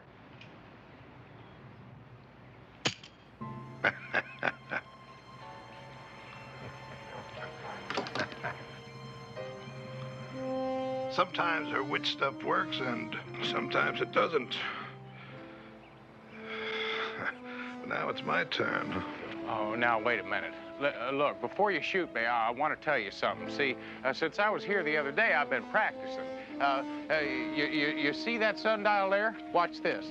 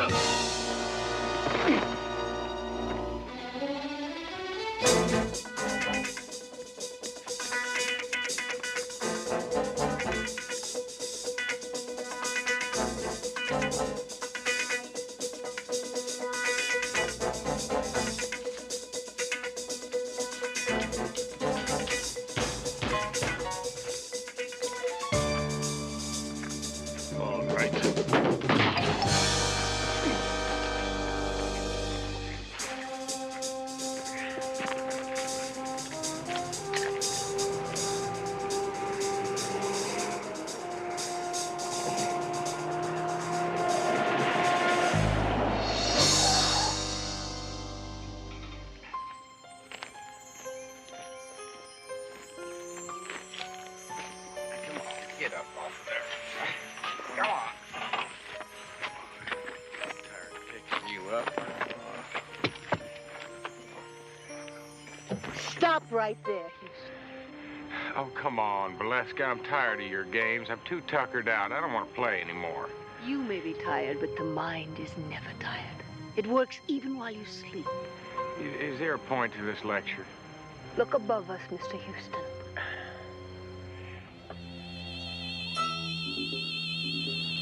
Oh, this is a bunch of hogwash. Now, I believed it once, but I'm not going to believe it again. Now, you come out of there. Now, come on. Get out of there. Come on. Listen, you got to quit scaring people with all this mumbo-jumbo stuff. I mean, it really frightens some of them. It's just not good.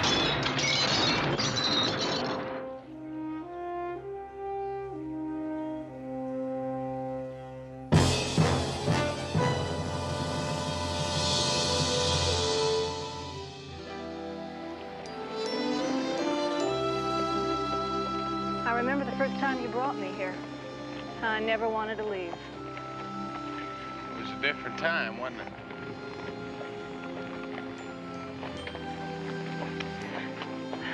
I'm not so sure I want to leave now. If you stay, you'll never really know, will you? What do you mean?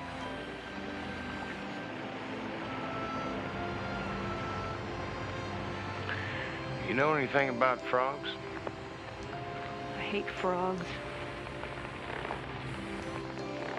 That's what I thought. Look at your clothes and your satin.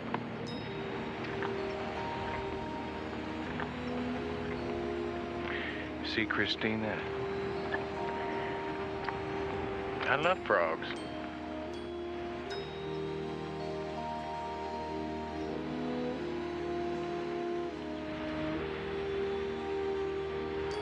Bye, Rooster. Bye, Squeaky.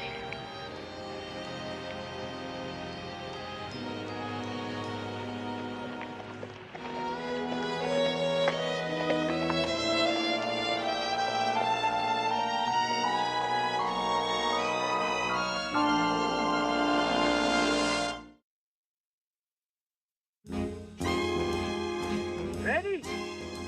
Go! Come on! Come on, Ready! Go! The other way!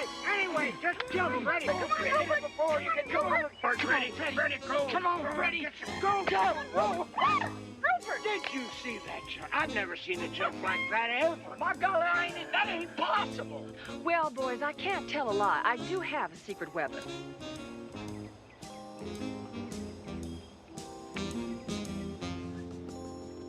I want you to meet Hildegard. Now, being the official holder of the earnings, I'm going to announce that Houston and Rupert are the winners. Well, that's cheating. Using a female to lure a critter on. I don't know. I never seen any rules written down about it. Pretty slick item, Miss Parsons. You know something, Houston? There's an old saying. You gotta kiss a lot of frogs before you meet your prince.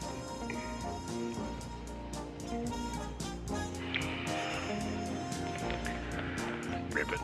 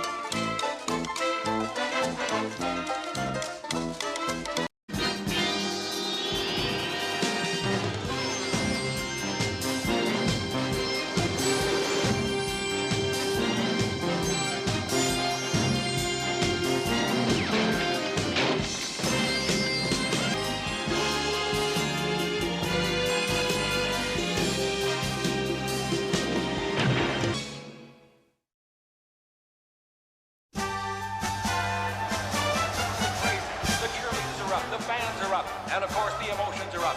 The play is going to be run over to the left side. And if they can get it over there and get it out of bounds, that'll help them a little bit. They do get it out of bounds. Less than 1 minute to play. And the Jacksonville Hurricanes, nursing a 17-13 4-point advantage. They are already the Eastern Division champions. And if the Bearcats could come back and win this ball game, they would clinch the Western Division title, and the two teams would play right here next week in that big playoff game. Everybody in the stadium now expecting the long pass from Burger. He sends a man up the middle. Oh, what a surprise play. And a play that'll be questionable. Oh, come on, fellas. I don't know why they just don't put Randy in. Well, I'll tell you why. It's because they're crazy. I mean, that pea-brain owner does not have the sense God gave a mule. Oh, they ought to string him up. Stringing up's too good for him. What they ought to do is take him out and shoot him. Make him not plop him down in the middle of a cattle stampede. Yes. I'm so glad that you boys have a proper perspective on the game. Well, now, CJ, it's not just because Randy's my friend. I mean, he also happens to be the best quarterback around. I mean, besides that, he... The Bearcats are at the line of scrimmage. Bobby Berger marking out those signals. He takes the snap. He fades back to throw. He throws long. He's got a man open. Oh, he overthrows him. What a tough break for the Bearcats. Timeout is called in the playing field. 7 seconds showing on the clock. It'll be the Bearcats' ball.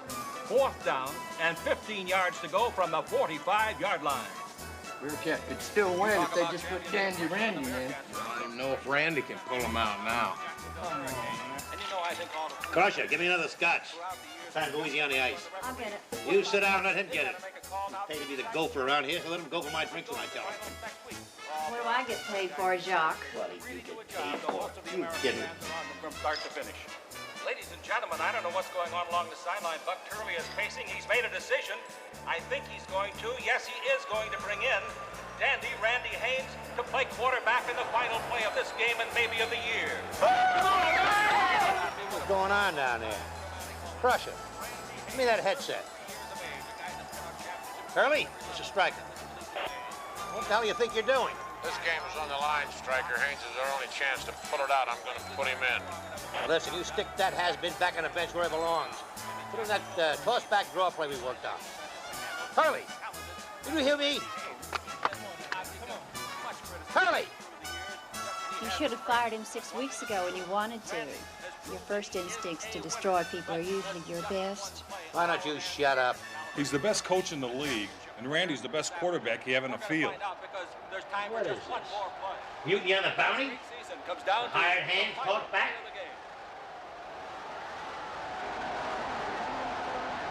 Jacksonville will rush only 3 men on this play, dropping them back for pass defense.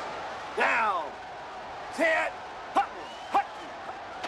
Haynes takes the snap. He drops back. We're down to 5 seconds, to 4 seconds. He's looking for somebody. Can't find him. He might be sacked.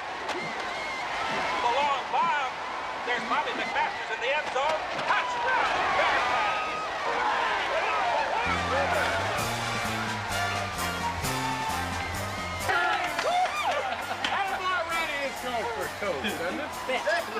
Randy Haynes has thrown that touchdown pass to McMasters, and it's a 20-17 victory for the Bearcats. How way to go there, Randy. That's the way to go. Hey, Randy, get it on. And what a finish we had here today.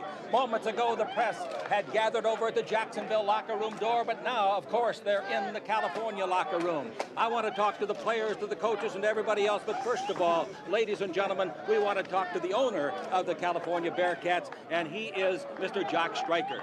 Sir, there are rumors that there is dissension on your ball club, and yet the Bearcats came back in the final minute, in fact, on the last play of the game and win the championship. Does your team thrive on inner turmoil? Inner turmoil? The only inner turmoil I hear about is what I read in the papers. Now, sometimes I think you news hens, you tend to blow things out of proportion. Hey, look, we're in the playoffs, ain't we? You are in the playoffs. You are the Western Division champions. Right. Ladies and gentlemen, we'll be back with more in just a minute.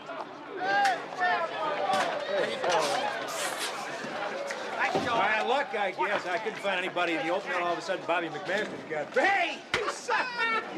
How you doing? I'd expect you to be here. Well, you don't think I'd miss your shot at the playoffs, do you? I mean, I flew all the way in from Kansas City, and I tell you, you did it again in the last 7 seconds. Well, just like you did against Penn State. 18 seconds to go, and you complete 3 touchdown passes. Well, how about you against Notre Dame and that 88 yards? I tell you, you pulled it off with no time left.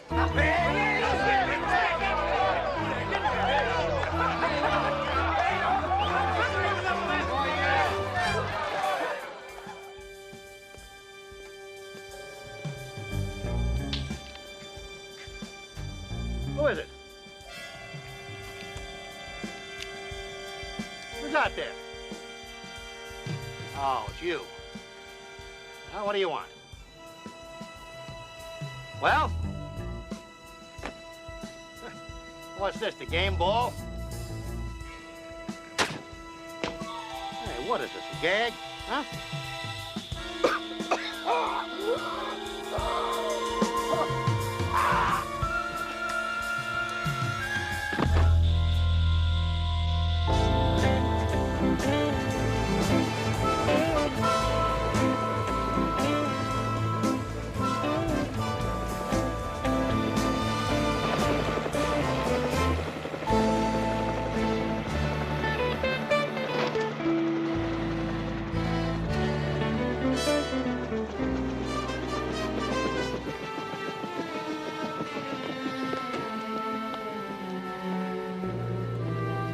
Good morning, CJ. Good morning, Houston. What took you so long to get here?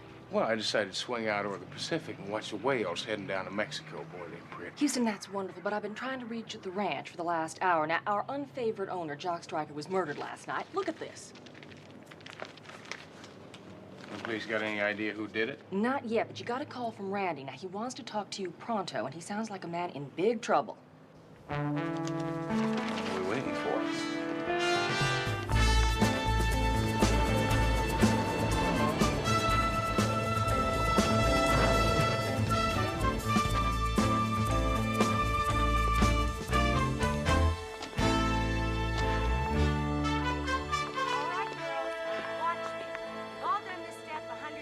Well, hello, Vince. What are you doing here? So I could ask you the same question. Well, let's just say we're here as concerned fans. Oh, then you do have a client. Well, right now he's just a friend. Now, have you got any idea who killed Stryker? Yeah, somebody who didn't like him. Take your pick. See, Houston. Vince is certainly in a good mood, don't you think? Yeah. Wonder what he's up to. There's Brady. Come on. Kick. 1, 2, 3, shake. All right, we'll start scrimmage in about 10 minutes. Mo Doyle, you go in for O'Farrell on the blue team. Hey, Crusher. What's Woody limping about? Late hours or a pulled muscle? I guess. Both. Hey, Hey, old buddy. Good to see you. Thanks for coming. Man, yeah, to CJ. How are you? Hi. Great game last night. Well, thank you. I understand you got a problem. Yeah, well, I'm not sure. I mean, it was no secret how Stryker and I got along. One screaming match after the next. But now you got to understand, he always set me on the bench. He wouldn't play me. Well, Randy, you do have a reputation that makes Broadway Joe look like a Boy Scout. How much did that figure in Stryker's thinking? Well, I guess a lot. But now that reputation is past tense. It has to be. These knees aren't what they used to be. Houston, with luck, I got a couple more years left, and that's it. I need them. I'm broke. Broke? What do you mean, broke? Well, when I didn't blow, my business manager stole. But I still got a couple more years to make up for it. If you can get a second chance to prove yourself, right? Look, as long as I am not accused of murder, there's a big company who wants to hire me as their spokesman. We're talking about a line of sports clothes, commercials, personal appearances, endorsements. We're talking long-term big bucks. Well, Randy, that's all great, but would you do me a favor? We've been friends for an awful long time. Just look me right in the eyes and tell me why you wanted me to come down here. Because I got this feeling that you think that the police are coming after you and nobody else. Now, why is that? You always could read me faster than a bad pass defense. Well, you always used to say good pass defense. Well, that's when we were in college. You were helping me with my calculus papers. Yeah, you were terrible at it. You know, look, I got a call this morning. I couldn't recognize the voice. It was very muffled. They claim to have ironclad evidence that I killed Stryker. What kind of ironclad evidence? I don't know. They wouldn't say. Well, whatever it is, the mystery voice is probably trying to sell it. Did he say how much? No, I didn't say that. He said he wanted to meet first. Randy, if you're being blackmailed, you should have told Novelli. Well, would you? I mean, if the world knows you hate somebody and he's found dead, would you go call the cops when somebody claims they got evidence against you? Listen, where'd you leave it with the blackmailer? Well, he's gonna call me back. Tell me where and when. Well, when he does, you get in touch with me, all right? Pronto. You got it. But Houston, I'm scared. I did not kill Stryker. This thing could mess me up. When I'm done with football, I mean, I'm not like you. There's nothing else. I gotta make the most of these last 2 years. So why don't you get yourself out there and get ready for the big game? We'll see what we can do about this thing, huh? Thanks, buddy. You got it right. I gotta go. Bye-bye. Hey, Randy. Babe, believe you? Of course he did. Told you, Woody's my best pal. Hey, guys, look at him. Ladies, this is football, not a peep show. Now pay attention. Come on, get back in line. Come on. And 5 and 6 and 7 and 8.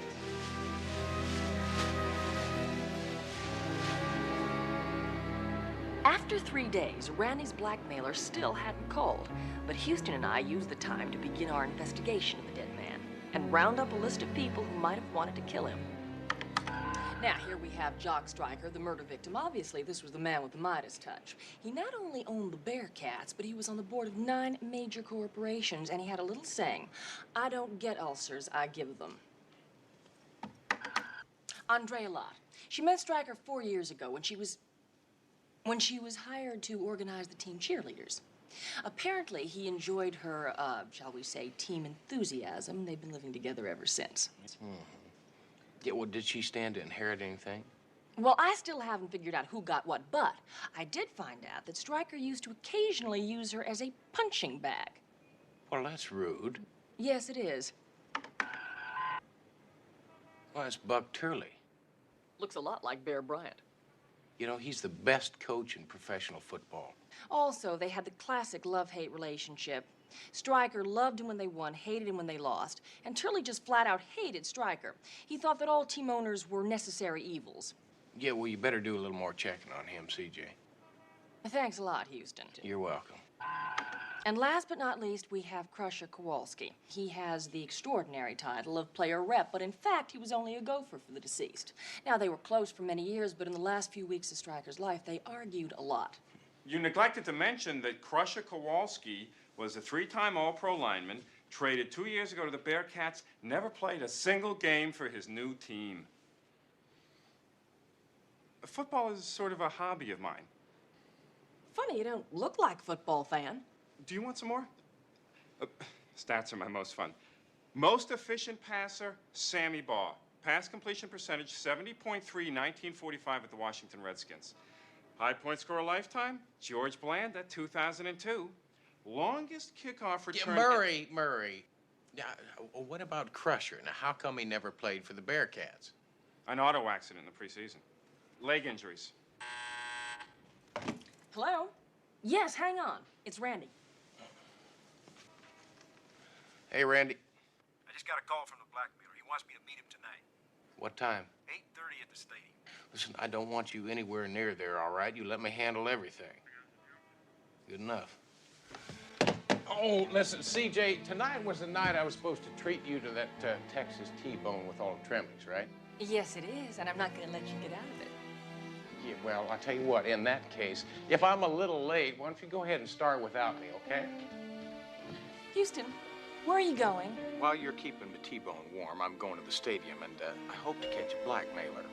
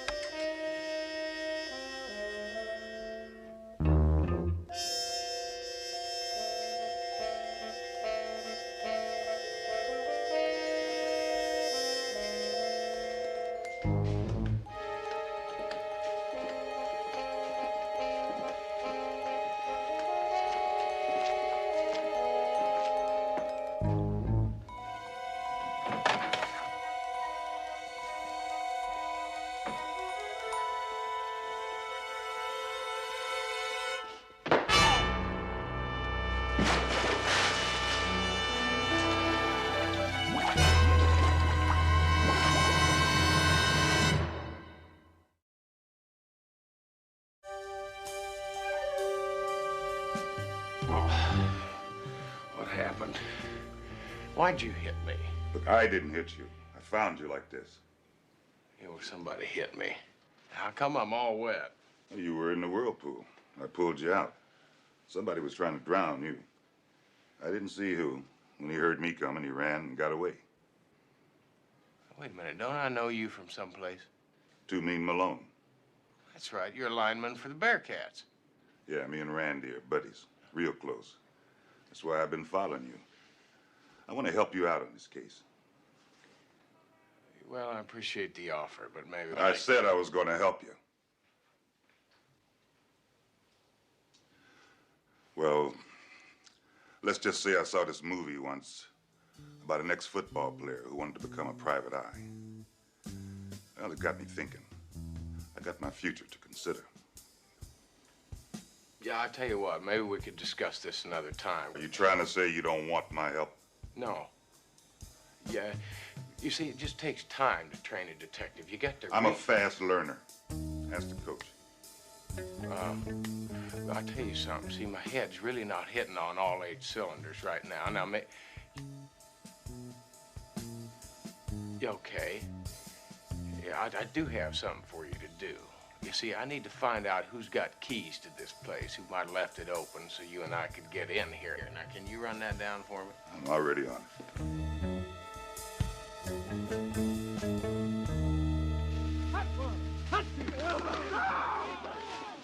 Hey, Crusher, Neil phoned for you. I'll lay off the contact work this week. Just concentrate on the passing drills. I need you in top shape Sunday, boy. Okay, Buck, thanks. I'll be ready. Don't worry. All right. Hey, Houston. Heads up. Yeah, it's not bad, Houston. You haven't lost much over the years. Yeah, well, I almost lost it all last night.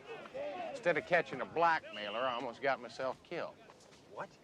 Well, I don't understand. Yeah, well, I got the same problem. You see, the question is somebody really trying to blackmail you, or were they just setting you up for an ambush? I'll tell you something, Randy, it doesn't make much sense. The only thing I can figure is that somebody's got something on you, and you're not telling me anything about it. Well, I swear I don't know.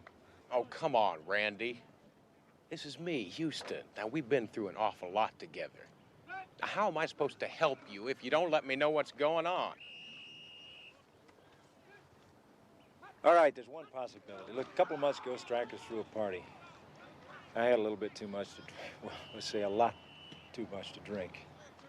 Stryker benched me. I was mad. We had another shouting match. Well, who else was there? Oh, Andrea, Turley, practically the whole team. Did you threaten to kill him? Well, I don't know. Like I said, I was drunk. If you want to get the exact words, talk to Andrea. Why Andrea? Well, she lived with Stryker. She'd have his tapes. Wait a minute, what tapes? Well, he was kind of a recording freak, I guess, like Nixon. Taped everything that went on inside his office. Looks like I'm in a little bit of trouble, huh? Well, we've been in worse jams than this before.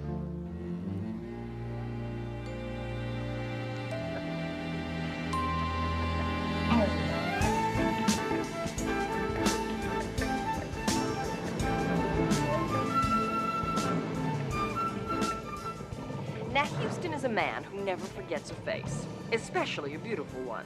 So while I went back to the office to dig further into our suspects, he went on alone to talk to Andrea Lott. War is hell. Now, I would like the chairs all around here, and the podium for the minister should go right there, okay?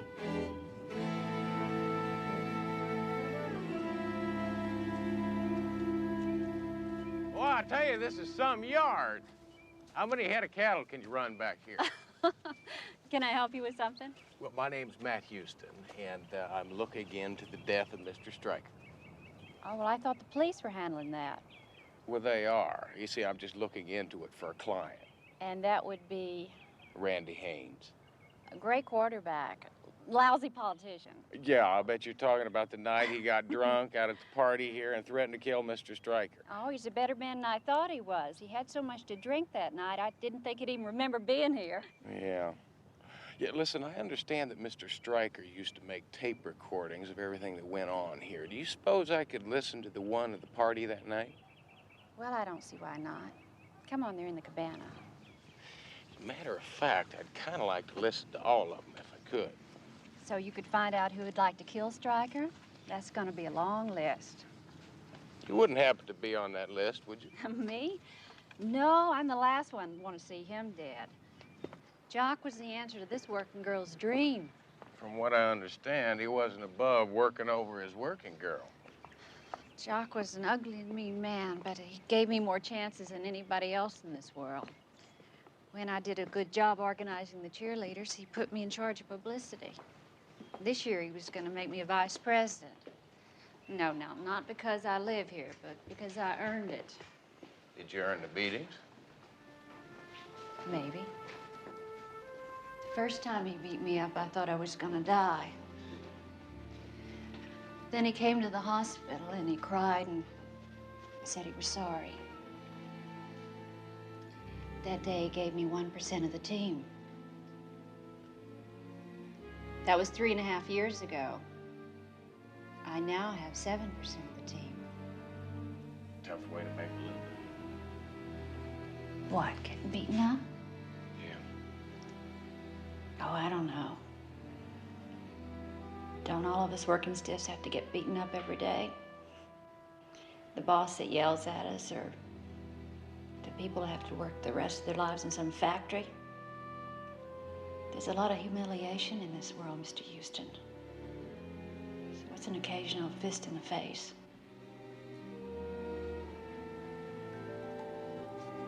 The tape you wanted would have been August 5th. It's not here. Are there any other tapes missing? No, they're all in order.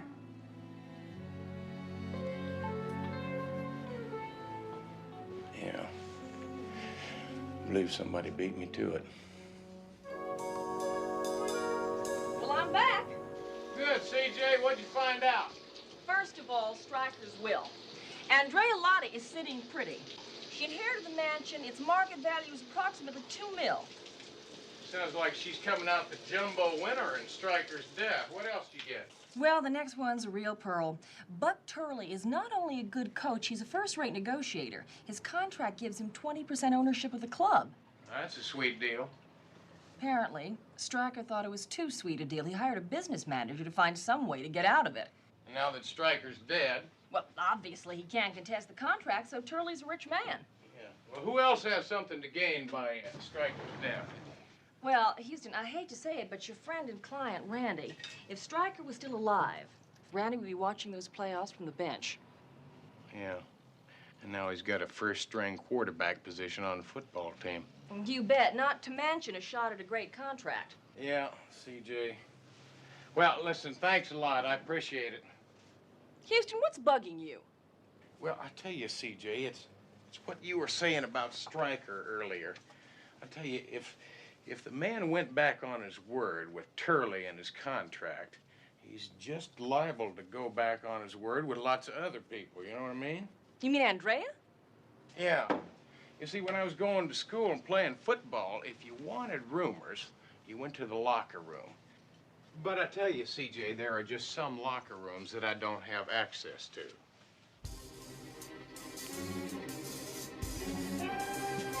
You don't mean locker room as in teddy bears?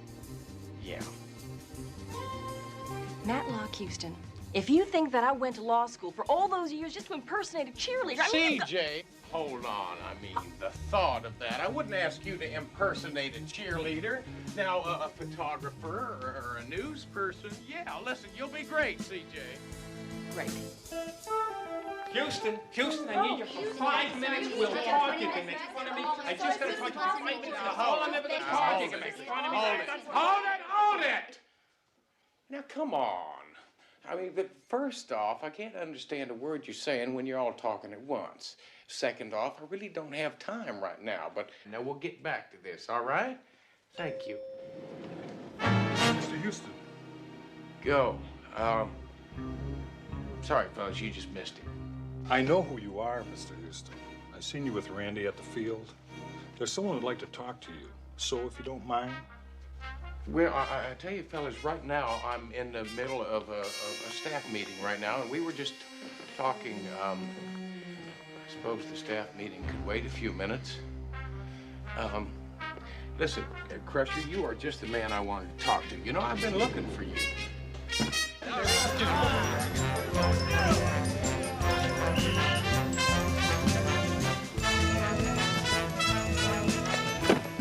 Come on, Swenson. You want to wear a championship ring, you got to do better than that. Don't bend it, break it in half. Get low. It's been a pleasure talking to you, Crusher. Coach, Mr. Houston. Well, glad you could make it, Houston. How could I resist such a charming invitation? Well, when I talk to people, I like to do it on my time and my terms. Well, now, that's more like it, Swenson. You might wear that ring yet. Would you do me a favor and tell me why I'm here? Oh, it's the game Sunday. For the first time ever, I'm going to run this team the way I want to. And that means that Randy's going to start at quarterback. Not if he's in jail for murder. He's innocent. I'm counting on you to prove that. What makes you so sure that Randy didn't kill Stryker? Houston, I know my players better than I know my own sons. He is no killer, believe me. And what about you? Why would I want to kill Stryker? Well, it's like you said, now you get a chance to run the team the way you want to. Everybody knows you hated Stryker. That's no secret. Besides that, now that he's dead, there's no chance of him reneging on the contract. Says you get 20% of the team. Oh, done your homework, haven't you? Yeah, sure, I hated Stryker. The reason I went to work for him, though, is because he gave me a piece of this club. But what the hell, Stryker was always reneging on deals, trying to back out. You see that guy over there? The Crusher? Yeah. He had a lifetime contract with Stryker. Tried to get out of that one, too. Yeah, he doesn't look like a man that'd deal with disappointment very much. Oh, you are so right, baby, so right. I'll see you in a minute, Coach. Houston, how's it going? You see any light at the end of the tunnel? Yeah, I'll tell you right now, I've got so many unanswered questions, I'm lost. Listen, would you do me a favor and give me a lift back into town? I sort of got stuck out here without my car. Well, sure, you can use my car. Come on, I'll give you a lift down to the parking lot in my cart. Say, Houston, whatever happened that weekend you took Mary Lou McAllister to Laredo? Well, no, I thought you took her. How's your arm doing today? I'll put it in the cart.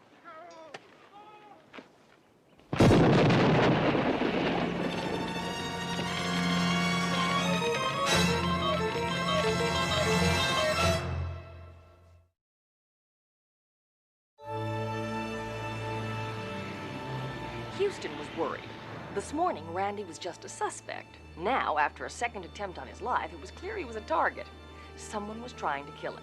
To protect Randy, Houston needed help from Novelli, who at the moment was off duty and having his own problems. Listen, have you seen Vince Novelli around? Houston, perfect timing. Hold this, will you? What are you doing? Does it look like I'm doing hand gliding? I'm spending my day off cooking. Mama's chef didn't show up, and I'm helping her out. Yeah, but anchovies and lasagna? Oh, hold on. Vince, if you'd rein up for a minute, I'd kind of like to talk to you. I can cook and talk. Yeah, well, it's about Randy. Oh, Houston, thank God you're here. Please, could you give my Vince a hand?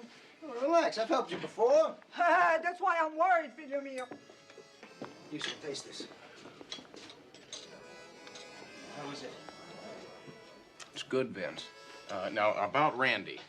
Look, everything's gonna be all right. And since that bomb totaled out his cart, we have a 24-hour police guard on him. He's safe. Yeah, but Vince, he's going to be out on that playing field on Sunday, and there's going to be 70,000 people out there. Now, how are we going to protect him then?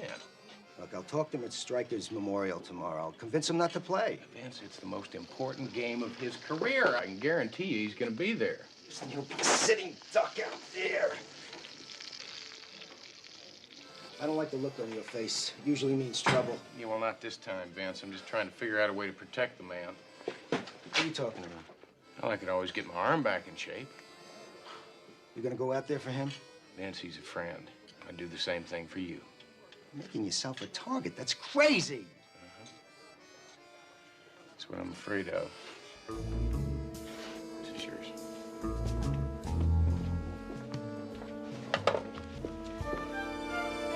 As I've said before, there was no way Houston was going to get me to go down to that cheerleader locker room.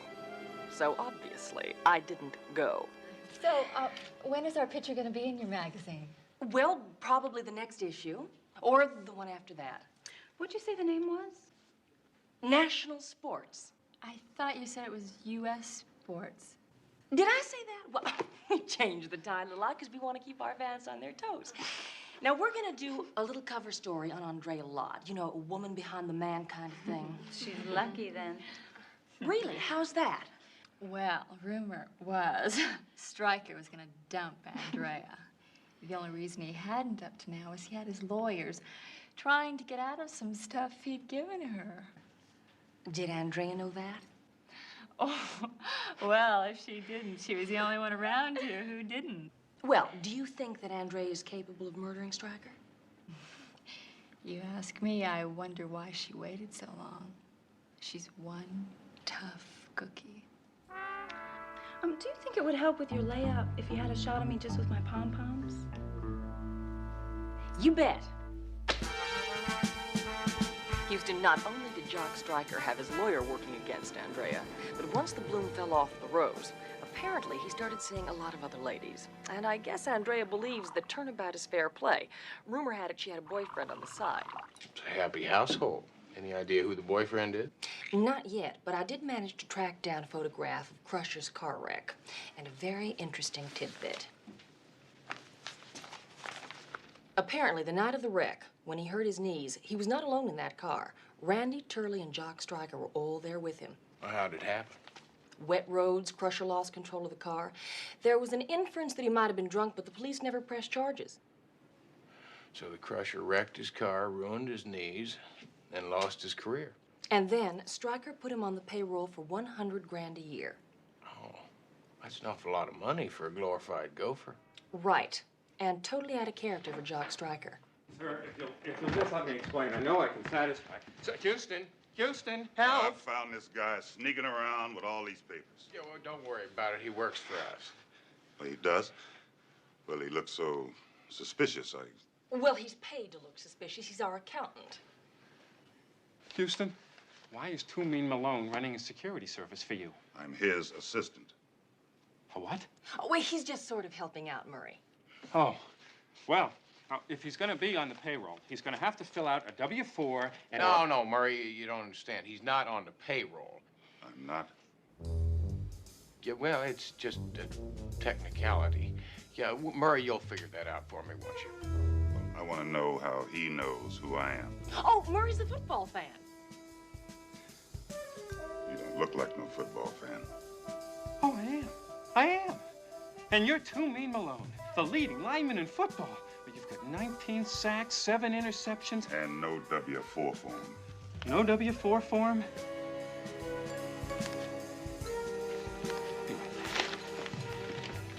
Too Mean, what are you doing here? Well, you remember you asked me to find out who might have the key to the locker room. Oh, that's right. Well, what'd you come up with? Well, as far as I can tell, the only one is Buck Turley. It sounds like I better have another little chat with our favorite coach. CJ, while I'm gone, see if you can find something for Too Mean to do. I'm coming with you. Like I said, CJ, he's coming with me, and I'll talk to you later.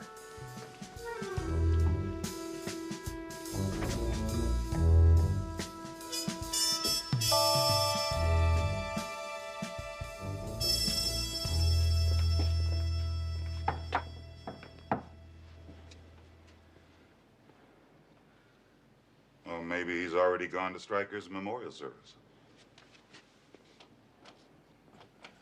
That's locked. I tell you what, we'll just catch up. Wait a minute.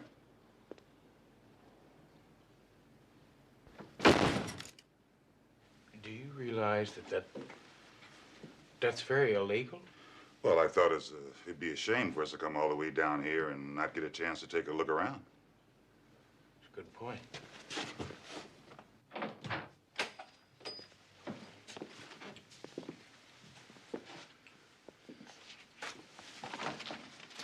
Well, isn't that something? I'd say Coach Turley's got some explaining to do. What is it? It's tape we've been looking for. I believe it's going to tell us everything we need to know.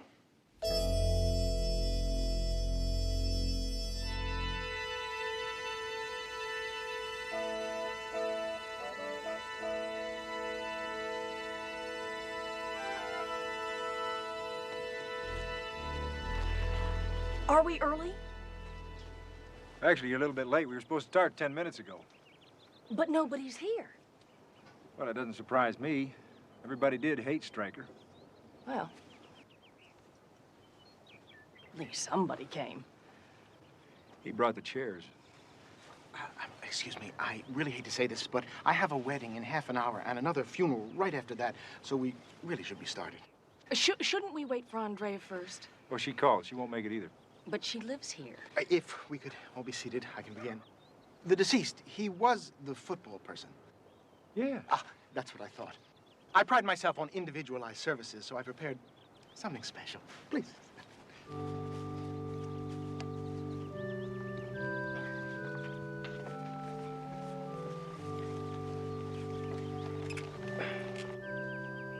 Dearly beloved, none of us knows when the big referee will call us.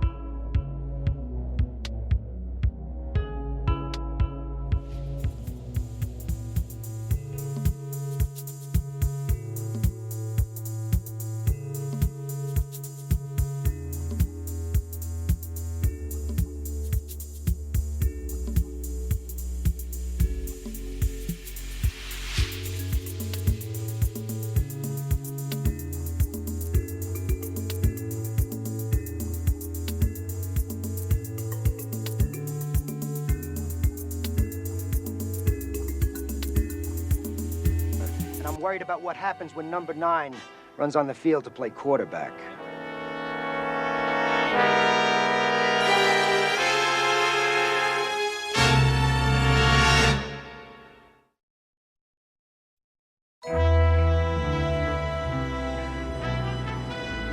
CJ, I am telling you, we've been going about this thing all wrong.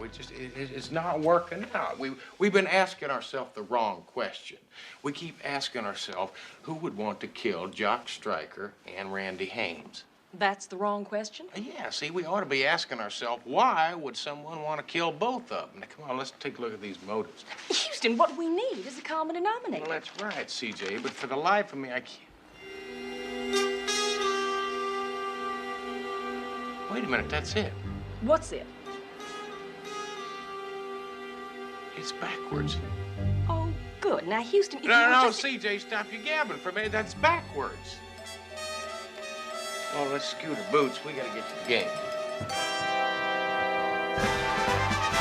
What a crowd. Of course, it's a sellout crowd, ladies and gentlemen. 69,812 here for this great playoff game between the Jacksonville Hurricanes and the California Bearcats.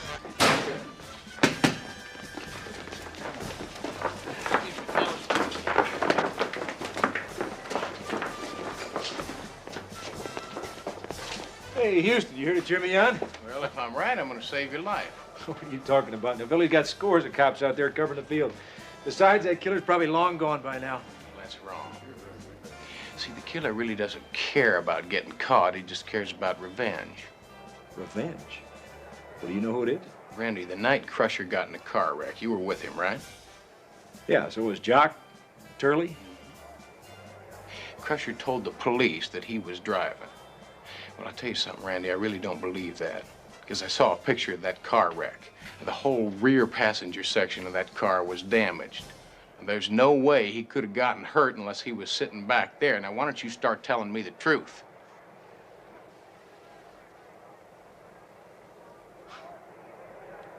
I was driving, drunk. I was still in Stryker's good graces back then, and he was afraid if the cops found out I'd be arrested. So Stryker bribed the Crusher to take the blame for a fat paycheck every week. Look, I wanted to go to the police the next morning and tell him what really happened. Stryker wouldn't let me. He said not to worry, he would take care of Crusher.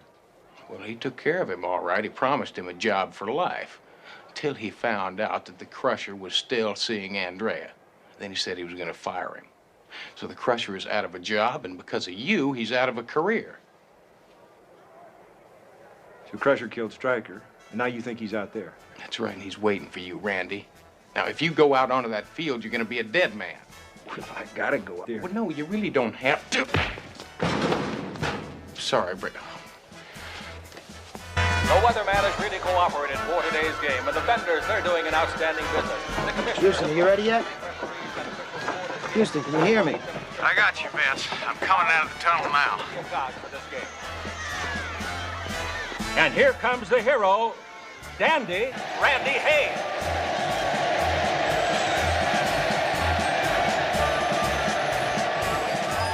The California Bearcats sporting a flossy season record 11-3-1. Of course, the Jacksonville Hurricanes. Oh, I tell you, Vince, that's some kind of feeling running out onto this field and all those people cheering.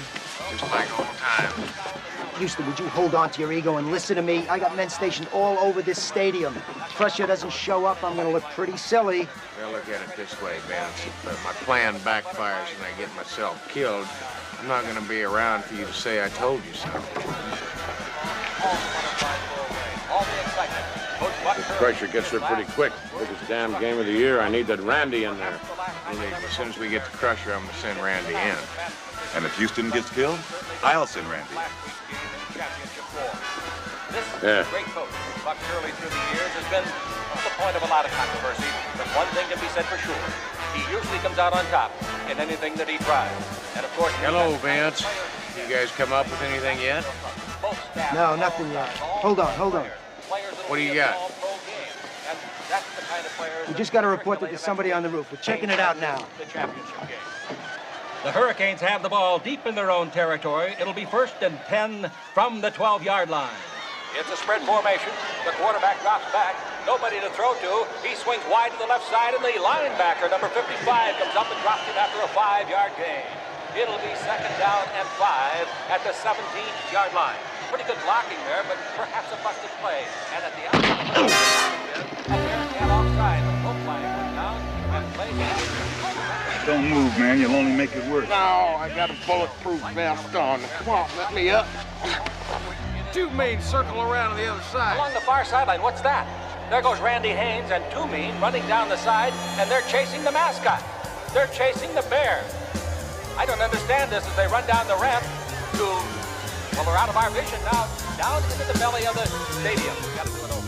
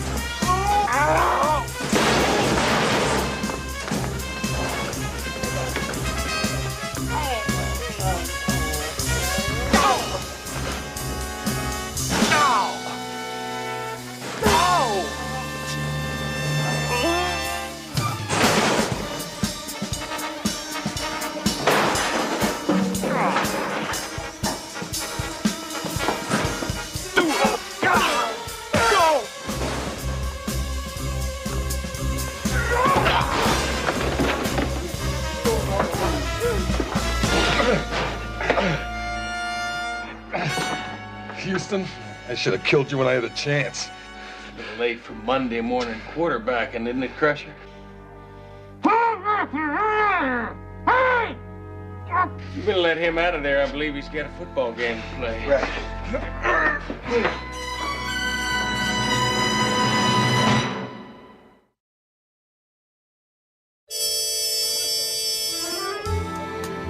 Oh, thanks. I really appreciate this. You guys were terrific Sunday, beating the Hurricanes the way you did. And do you realize if you win the championship, this football could be worth upwards of... Is it normal to include a home phone number when signing an autograph? Absolutely. This way, if anyone ever doubts it was really you. We'll just call you up and you can verify it. Matter of fact, maybe you have to put your home address down there. In case the phone lines are down.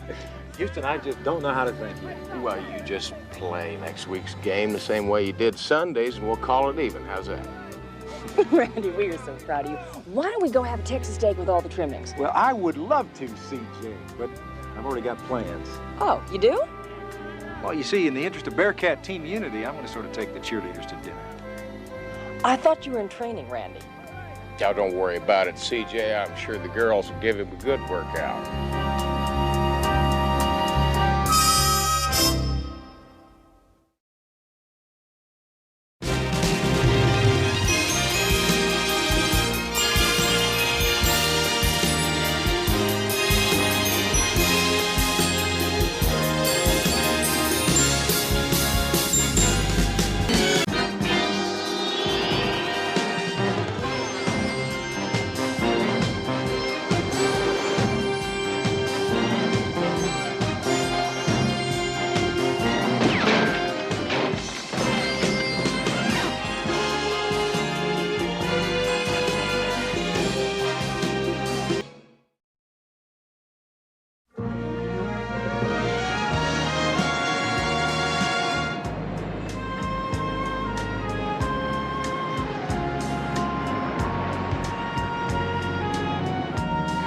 JD, it's been so long. Maybe this is all a mistake, trying to make a comeback. Everything's gonna be just fine. Look,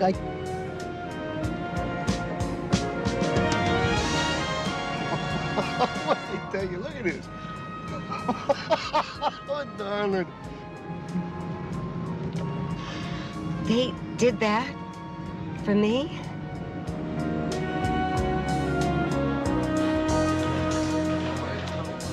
All right, now, remember, this is just a rehearsal. Take it easy. Try the numbers.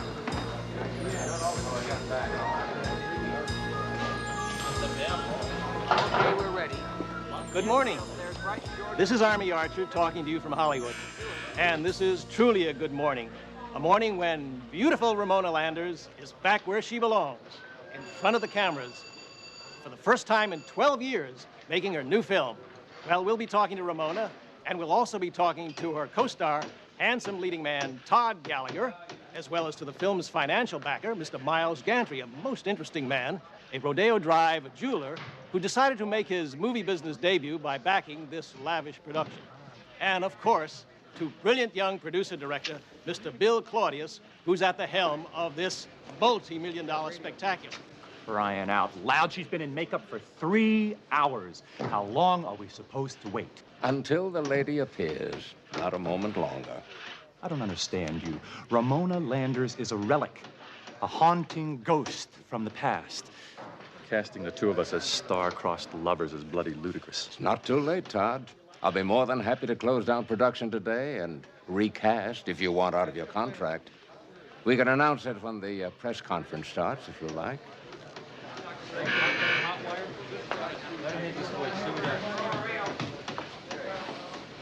That's exactly the shot I want in the scene when she's cutting his hair. I never thought she was going to really come out of retirement. Still fretting over our leading lady, are we? Come along. The great lady approaches. Henry, you're still here after all these years. Well, actually, I retired a couple of years ago, Miss Landers. Ramona. When I heard that you were coming back today to start filming again, I called in all my debts so I could be here. That's the sweetest thing I ever heard. They don't make stars like you anymore. Not real movie stars.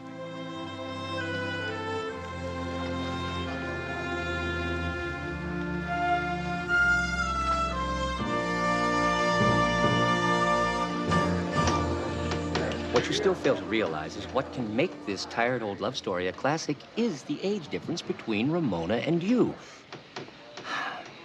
It'll be like Bo Derek playing Rick in Casablanca. E.T. as a musical. That's what makes it exciting. Different. Two cables right over. Ramona. Oh, Bill, how nice. I can't tell you how wonderful it is to see you. You look lovely. Thank you. I haven't received the changes we discussed. Yeah, you'll get them tomorrow night at the latest. Good? Good. Ramona. Oh, Miles. Welcome back, Ramona. Thank you, Army. We're all interested to know why you chose Delilah for your film return. Hey, who you kidding, Army? Well, if it isn't Todd Gallagher, Ramona's leading man. What really interests America is what body beautiful health nut Ramona Landers really has in her orange juice. Oh, just as we thought, folks. Almost straight 100 proof vodka. So that's what keeps the old girl so well preserved. Keep tape rolling.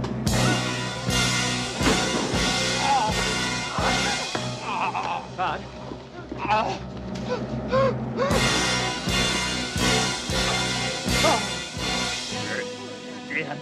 It's just pain.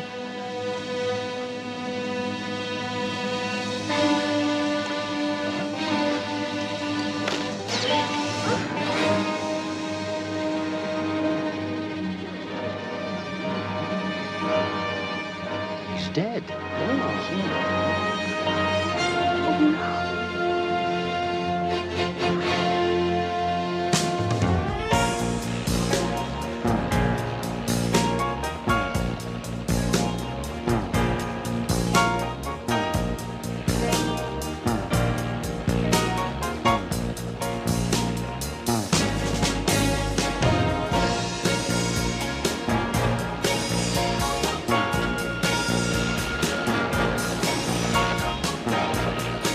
There's an old saying that if you want to deal with someone effectively, the first thing you ought to find out is what his passions are.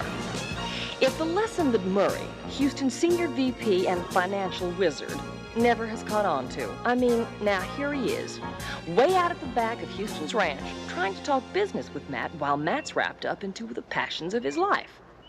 Horses and chili. Texas chili, that is. The only real kind. Own private satellite into outer space just so you can watch the Oiler games live is really not good business practice. I never said it was, Murray. We get the Grand Ole Opry live, too. It's worth whatever it takes just to get to see Dolly Parton and her... No, I don't think this is gonna get it, fellas. It needs 3 more green chilies and 6 more red. 3 more greens and 6 more reds. That's exactly what I said. Didn't I say that? I said 3 more greens and 6 reds. Where are you going? To the office. But I'm telling you, in the hound's ear you did, you were talking jalapeno and cactus. But you're the one that tried to hunt pinto beans in the Texas chili. Wait a minute. Let me get this straight. This is the chili that you've been working on all week? This is the chili that you hope to win the contest with? And in doing so, win that horse, a horse that has become so important to you that I have had to cancel 3 corporate meetings and a merger for? I mean, I don't know why you just don't buy the animal. You see where I come from. We figure winning's twice as much fun as losing. And this here's the chili that's gonna do it. So what's your point, Murray? Well, if winning the contest and the horse mean all that much to you, why are you cooking out here? Behind the stable, downwind from the pasture. Oh, you just don't know nothing, do you? This here's Texas chili, the only real kind. The aroma's just all part of it. Houston, come on! Stick around for a while, Murray. You might learn something. Now, wait a minute. Look, I drove all the way out here because you said you weren't coming into the office. Well, that was before I found out that somebody tried to kill an old friend of mine yesterday. You see, Ramona Landers' daughter called the office about 20 minutes ago, and she thinks she knows who tried to kill her mother. Ramona Landers? The movie star? You know her? Know her? Hell, Murray, I bought this ranch from her. Hey, if you knew anything about Texans, you know that practically makes Ramona family.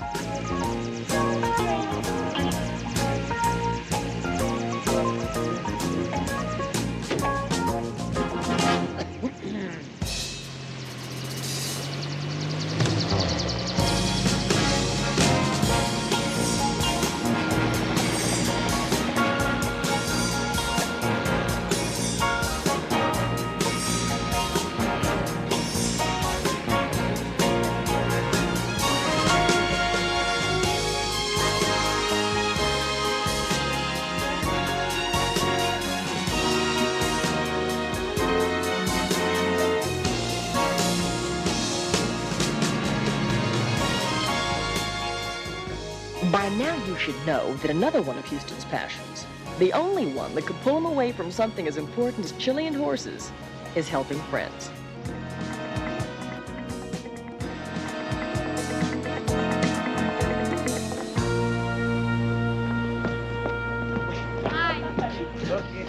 Molly, you're all grown up. Oh, I don't know how to thank you. I didn't know who to turn to. I told you a long time ago, Molly, if you or your mom ever needed anything, all you had to do was call. And I meant that. Now, CJ tells me you got an idea who tried to kill your mother. I do. It's my stepfather, J.D. Harris. He's trying to kill her just like he killed my father and twin brother 7 years ago. Now, that's pretty strong stuff. Have you got any proof? Well, my twin brother, Eric, who was killed with my father, he told me in a dream.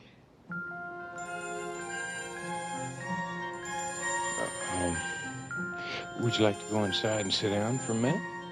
Okay.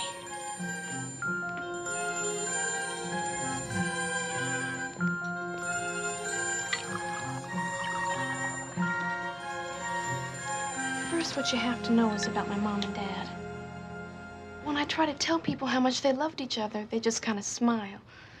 I mean, my mom being a famous movie star and my father being an important director. Well, people think they know all about those Hollywood marriages. Now, listen.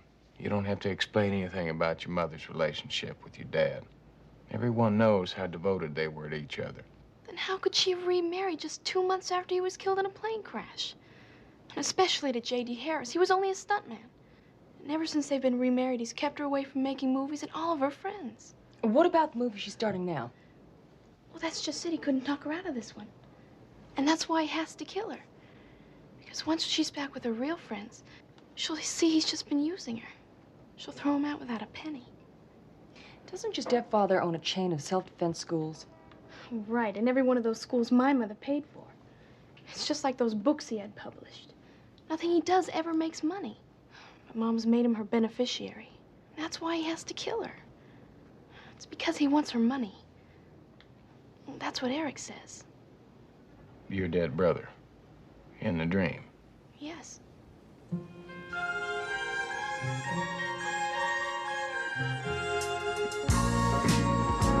There was no way of telling how much of Molly's suspicions were based on fact and how many were pure fantasy. But Houston reasoned if there was a chance any of them were true, it was best that someone find out.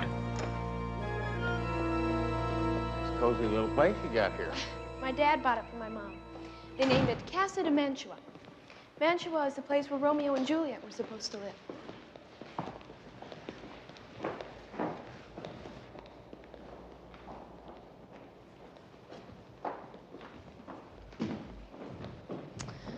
If you'd wait down there, my mother should be upstairs. I'll go see if I can find her. To save more lives and prevent more rapes than having to fight. Oh, that's him, by the way. My stepfather. Tell him to keep a lock on Those ladies are his self-defense club managers. He gives them special instruction twice a week. Hold it. Cammy. Look, why don't you give me a shout when your mother comes down, all right? Very impressive. It's impressive, all right. I just hope it's friendly. All right, ladies, now you pair off in front. Hello there. I'll bet you're J.D. Harris, aren't you? I'm Matt Houston. I tell you, I've read a couple of your self-defense books. You're not welcome here, Mr. Houston. Yeah, well, maybe not by you, but your stepdaughter, Molly, seems to think her mother would kind of like to talk to me. Well, that was a mistake. Now watch my arm. You see, the police are investigating the attempt on my wife's life, and both Ramona and I feel that's quite sufficient. Well, then you wouldn't mind if I just stuck around and heard that from Ramona herself, huh? My wife isn't feeling well. She's spending the day in her room, and I want you off the property as soon as possible. Like now. Houston, the maid says Miss Landers is coming downstairs now. Well, it's been nice talking to you, Mr. Harris. I said I want you to leave. Yes. I told you I read your book.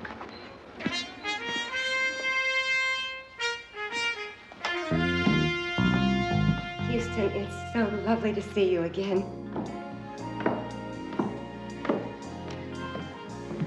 Ramona, you're looking soup. Oh, thank you. I'm just sorry it has to be under this tragic circumstances. My Molly, she's such an impetuous girl. She means very well, but I'm afraid that she's just wasted your time in asking you to come here. Just seeing you, Ramona, makes it not a waste of time. Is Molly going to join us? No, she had to go on an errand. Excuse me, I don't think I know you. I'm sorry, this is C.J. Parsons. She's my top lawyer and sort of all-around right-hand man. A woman. Girl. Girl. Must be a wonderful person to have Houston put such trust in you. As I was saying, my husband and I have complete confidence in the police investigations.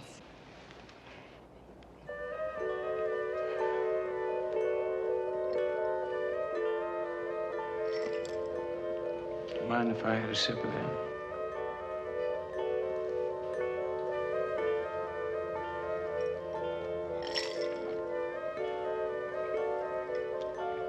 It's a pretty stiff drink for this early in the day, isn't it?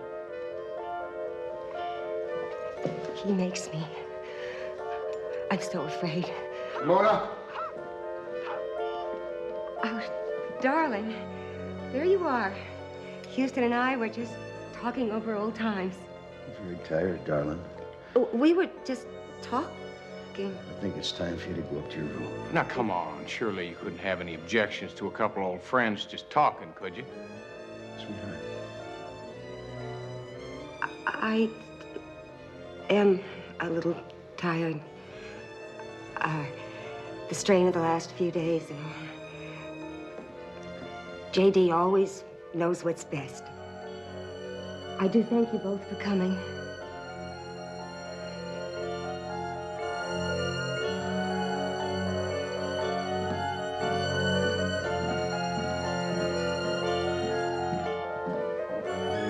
Well, I'd like to say it's been a real pleasure, Mr. Harris, but the only problem is, I've never been much good at lying.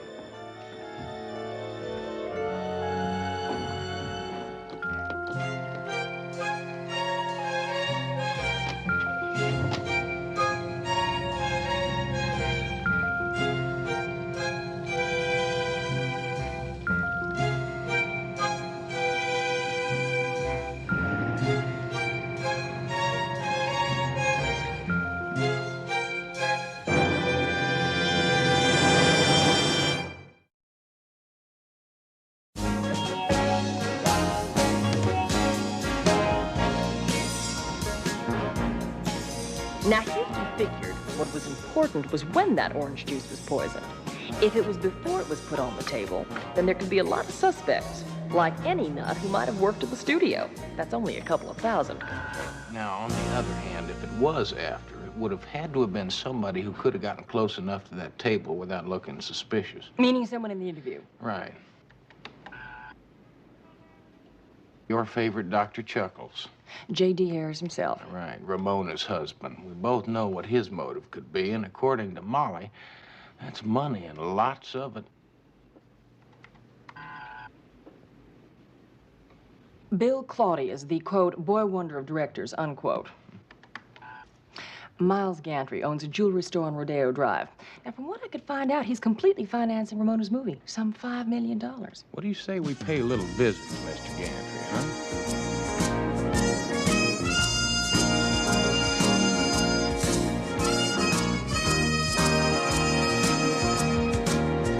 Rodeo Drive is right in the heart of Beverly Hills. It's said that some of the most expensive shops in the world are found here. And when you're talking about a jewelry store like the one Miles Gantry runs, well, you're not talking about a store that you can just walk into and browse around. You have to make an appointment. Beautiful Megan wearing diamonds that once had a war fought over them. Our theme for this month's specials is historic jewels in new and exciting settings. The whole ensemble was once $2.1 million, now marked down to the incredible $1.3 million. Good afternoon. I'm Miles Gantry. May I be of some service? Matt Houston, this is C.J. Parsons. Ah, yes, you called about that dreadful incident yesterday. I don't know what I can tell you. It's terrible what happened to Todd Gallagher. You know, he was the type of young man that everyone liked. He was perfect for that role. Are the police making any progress in finding out who's trying to kill Ramona? Well, Mr. Gantry, the police are working on lots of ideas, but I'm of the mind that the killer was someone close to Ramona. Probably at the news conference yesterday. Oh, but that's impossible. There was just Bill, J.D., and myself. You certainly don't think that I love Ramona. And frankly, I resent your implication that I might want to do her harm. Adorable Audrey, wearing star sapphires from India that were once paid for ransom by the Maharaja of Kanchipur.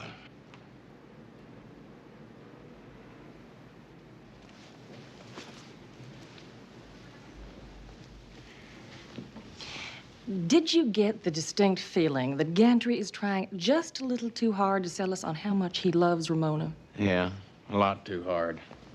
Just wish I could figure out a way to find out exactly what that man's really thinking. CJ. Hello. Hello. Tell me, how are the Green Ducks? Never better.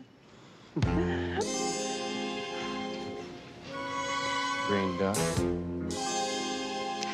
Just an inside joke. I met Rick at a party a couple of weeks ago. What party? The one you weren't invited to, Houston. The one where I met Rick. Well, what's he doing here? He works here, Houston. He's the assistant manager. Now, listen, if you really want to find out what Miles Gantry is thinking, why don't I find out what Rick is doing for dinner tonight? Yeah. Why don't you tell me about the Green Ducks? Houston, haven't you ever seen a green duck? No. Then I guess you'll never understand.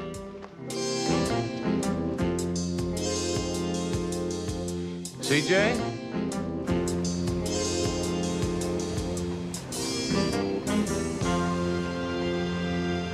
Listen, would you mind a whole hell of a lot if we just got back to the original question?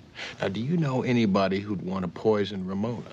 Like I told the police lieutenant, I haven't the faintest. I'm sorry. I really have to run. Wait, police lieutenant? Yeah, Italian fellow. Sort of a cross between Sly Stallone and Bobby De Niro. Name of, Novelli. That's it. The last time I saw him, he was headed for the Western Street. Thanks a lot. Let's try a walk. Houston, what are you doing here? Well, I'll tell you something, Vince. Apparently the same thing you're doing. Trying to find out who tried to kill Ramona Landers. She's a close friend of mine. Why don't you go keep her company for a couple hours? Any special reason? Yeah, because that's how long it's going to take me to get my warrant. I got a witness that saw her husband put something in her orange juice. Something besides vodka? Better believe it. Something white, powdery, like maybe poison. Save it for the camp. Cable's right over here on this.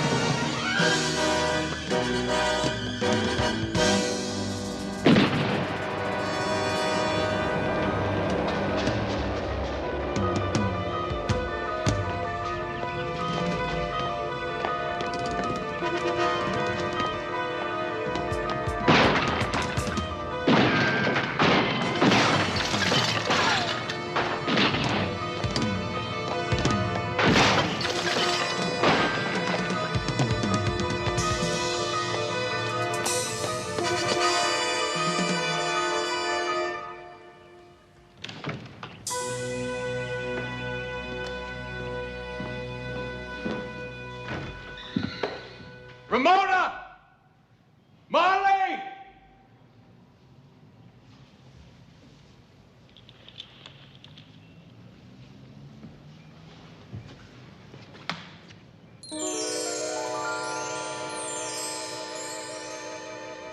Stop! Stop where you are!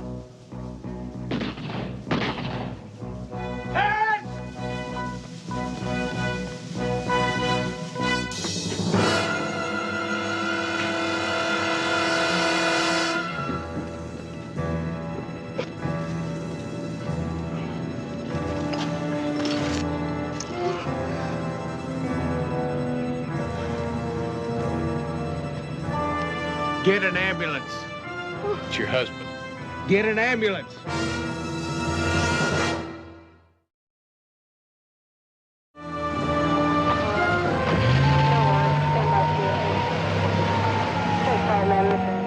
How's he doing, Vince? Still alive, but not by much. Was he able to talk, say who shot him? No, they don't even know if he's ever going to regain consciousness. It doesn't make any sense, Houston. It's all upside down. Just when we thought we had our killer, the killer almost kills him. I know. How's Miss Landers taking it? Well, she's scared, Vince. At least she says she is. What is that supposed to mean? Well, I'm not sure where Molly or Ramona were while the shooting was going on. I went in the house and I called out for both of them. Well, they said they were hiding and were afraid to answer you. I know that's what they said, but they also said Harris told them to stay in the house. The trouble is that neither Ramona or Molly know where the other one was during the shooting. I'm just not sure which one of them to believe anymore. What do you mean? You see, I had a conversation with Ramona this morning. She said Molly was on an errand. Wrong. I just talked to Molly, and she said Harris had her locked in her room and her mother knew about it all along. Did you ask her mother about it? Well, of course I did, and she denied the whole thing. See, she says Molly's been having problems, dreams, nightmares, and that kind of thing. She's been imagining things. Listen, I'm gonna have to run and meet CJ. I'll talk to you later. You ever heard of a green duck? No. Right about now, that seems reasonable.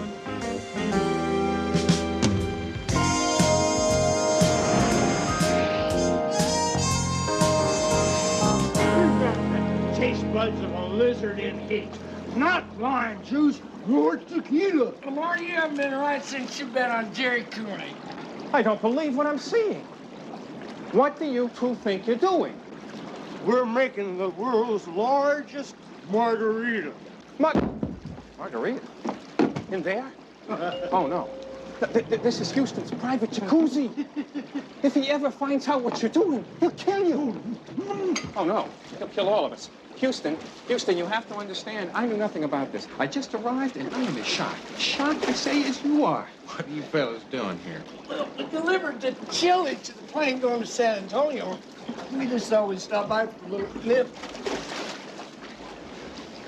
Needs more tequila. You're all crazy. You know that. You're crazy. No, he isn't, Murray. He does need more tequila. Come with me. CJ, what is it? I'm going to Mama Novelli's. With the green ducks? You want to find out about Miles Gantry? You get green ducks. But CJ...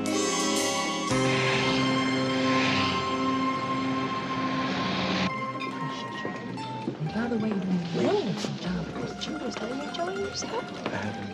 Are you? And how's Miles doing? I'm so glad for you. By the way, you look so good. Oh, here it is. Good. Oh, I'm sorry. I'm really You're sorry. sorry. Oh. Can I bring you some more spaghetti? Dear. I don't need spaghetti. How about some fish? I don't like fish. Can I buy now, dessert? don't argue. CJ, excuse me. I understand. Not to worry. Everything is just fine. Dear, well. CJ. Houston? I should have known it was you. What'd you find out? Well, first of all, Miles Gantry lied to us. He hates Todd Gallagher as an actor as well as a human being. Why'd you put him in his movie? Because Bill Claudius wanted to be in it. In fact, he insisted upon it. Now, I want you to fasten your seatbelt when I tell you this last piece of information. Have anything to do with green ducks? Houston, forget the green ducks. Now, according to my dinner partner, Gantry expects the movie to be a total disaster. Thinks Ramona is over the hill and thinks you might as well just strike a match and burn up the whole $5 million. Why would a man sink $5 million into a movie when he knows it's going to be a bomb? Listen, I'll make phone calls.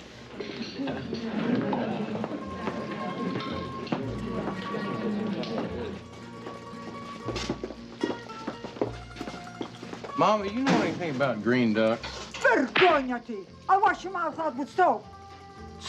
You ought to be ashamed of yourself. Why? What do you want to know about green ducks? Well, it's because of CJ. Oh, Miss CJ's a good girl. She should know from green ducks. And don't you tell her, eh? CJ was...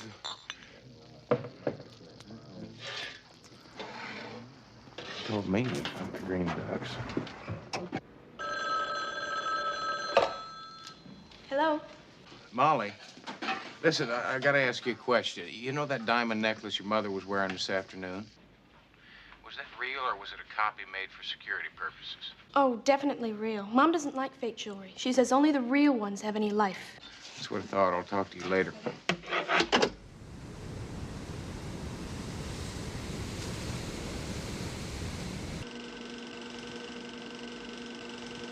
How could you do it to me?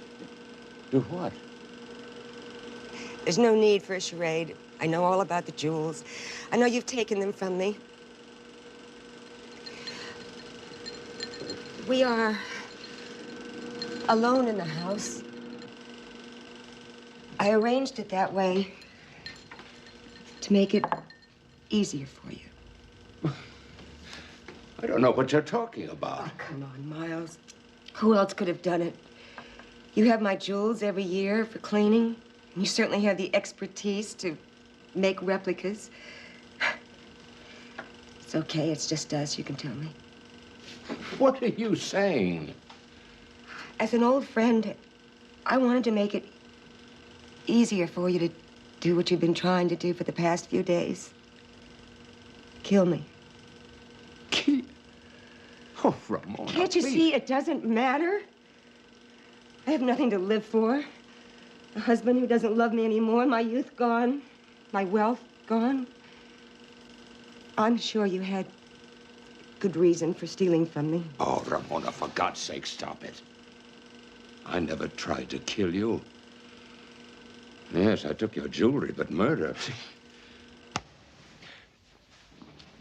Well, I don't guess we can make the murder rap stick, but we can settle for grand theft. Where I come from, $20 million worth of jewelry is very grand. Yes, I took Ramona's jewels and replaced them with imitations over the past few years. But I also have receipts to show that I paid for every one of them. That's a lie. I'd never sell my jewels. No, you wouldn't. But your husband would. Oh, Ramona, he had to. He started selling me the gems just to keep this house going.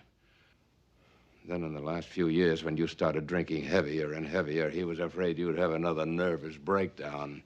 He thought a movie offer would bring you out of your depression. But there were no movie offers. So he created one. Sold off the last of your jewels.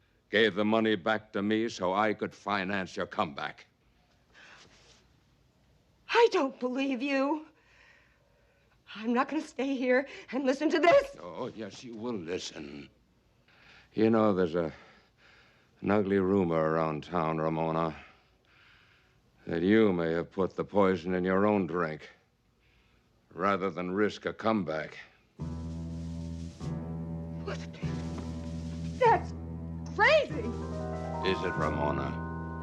Is it really?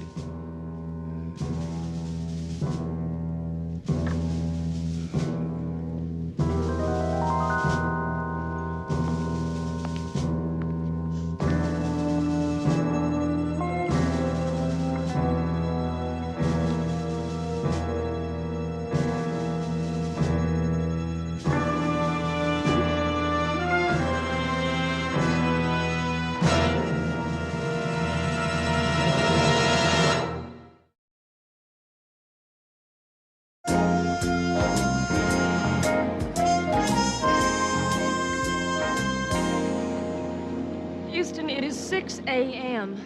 You have been soaking all night, and we're not getting any closer. I know it, CJ. That's because this is Hollywood. You see, nothing's real in Hollywood. It's all fake. The diamonds were fake. Gantry was fake. This whole town is based on illusions. It's not what you see, but what you think you see. Just illusions. Wait a minute. Collusion. CJ. Maybe that's what this whole thing is about. CJ, let me ask you a question. Who's dead? I am. Houston, if my brain is ever gonna work again. No, CJ, I'll tell you who's dead, and that's Todd Gallagher. You put up that interview tape we were looking at before. If I'm not mistaken, he said something just before he died.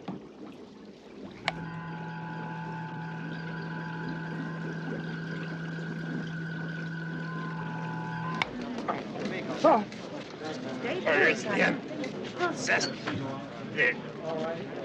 Incestuous murderous damn dame. Must be talking about Ramona. No, he didn't say dame as in woman. He said Dane as in Denmark. Oh, that sure clears it up. CJ just might have it that. If Todd Gallagher was the intended victim, CJ, I want you to get all the history you can on Todd Gallagher. He may have just told us who his killer was.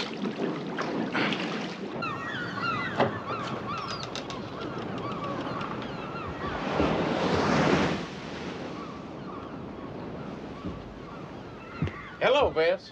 Houston, what are you doing here? Probably the same thing you're doing, just trying to follow up a lead. Go home. Clip coupons. It's a waste of time. Just another burglary. Headquarters tried to tie Gallagher's name with Ramona Landers. No connection. You know as well as I do, when a prominent person dies, a lot of second-story guys come out of the woodwork. Usually, while the funeral's going on. Oh, did they get anything of value? Who knows? The only person here is the maid. She doesn't speak English. See you later. All right.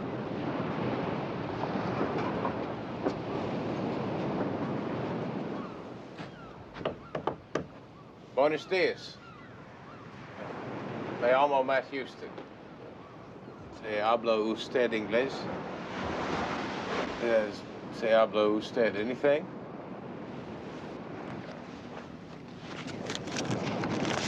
¿Habla usted Ben Franklin? What do you want to know, cowboy? That's what I thought. Tell you, I need some information. Mr. Gallagher have a special place where he'd hide special things like a safe or anything like that? Oh, see, a very secret place. Good.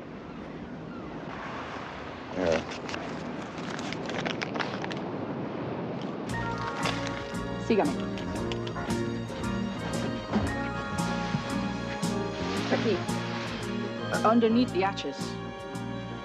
Super.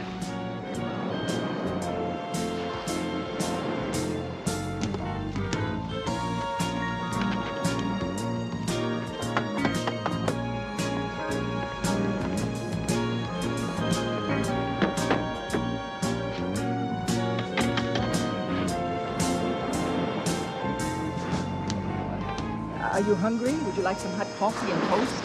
I'd love some. Why don't you make mine black?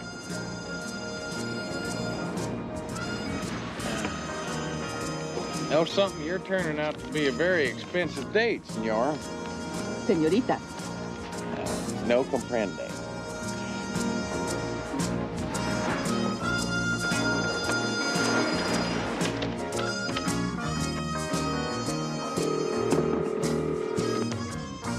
CJ, what'd you get? The information you wanted on Todd Gallagher? About 8 years ago, when our friend was in college, he did appear in a production of Hamlet. Yeah, let me guess. He played the role of Hamlet. Houston, if you knew all this, why did I bother? See, that's what I'm getting to. See, at the end of the play, the king poisons Hamlet. He's also killed his father. And he marries his mother, then he kills her off, too. They talk about violence on television. Anyway, he attacks the king, saying, incestuous, murderous, damn Dane. Oh, terrific. Now all we have to do is find out who the king is. I think we just have.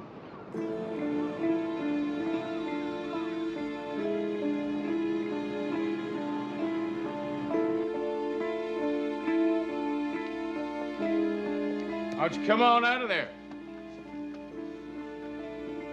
Houston, nice to see you again. What can I do for you today? Well, I found what you missed at Gallagher's place. Your press clippings from Leland College. I'm not sure I know what you're talking about. Well, I think you do. See, it was an 8-year-old newspaper story about a drama student who killed his brother and then disappeared. He was a real bright kid. See, he used to act and direct in all the campus productions. The night his brother was killed, he played the murdering king in Hamlet. Well, it would appear my career in Hollywood is over. Actually, I was getting rather bored with it anyway. Why don't you tell me what kind of a man can kill his brother and then assume the name of Claudius, the murdering king in Hamlet? A clever one, yes? Then you made your way out here, made a real success for yourself. Then Todd Gallagher showed up. He recognized you from college. He blackmailed you into using him in all your movies. It really wouldn't have been so bad had he been a better actor. Then you found a way to get rid of him, didn't you? You knew how upset he was about playing opposite Ramona. You told him the only way to get rid of her was to humiliate her publicly. You put the poison in Ramona's glass, but only when you were sure Todd Gallagher was gonna drink from it.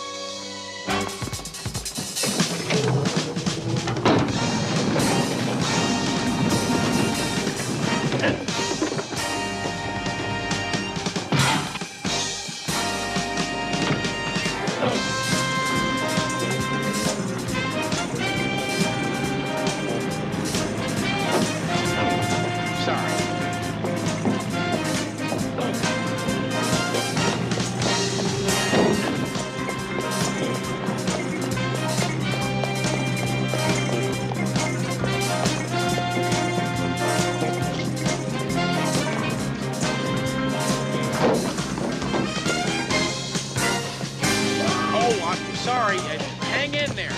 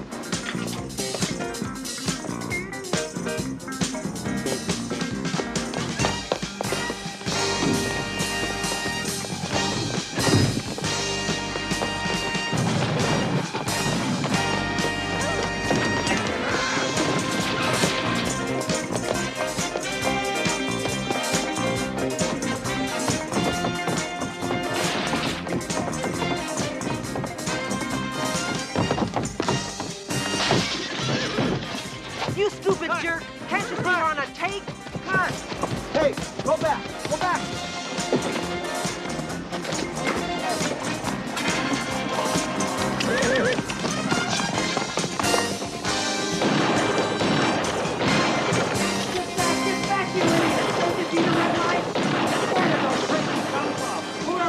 Not real! None of it's real! Oh.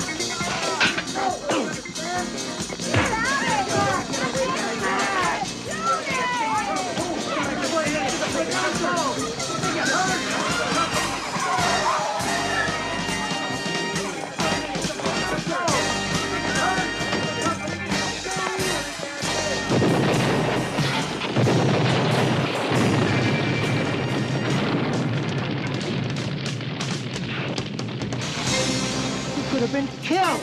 Huh? The car. The car.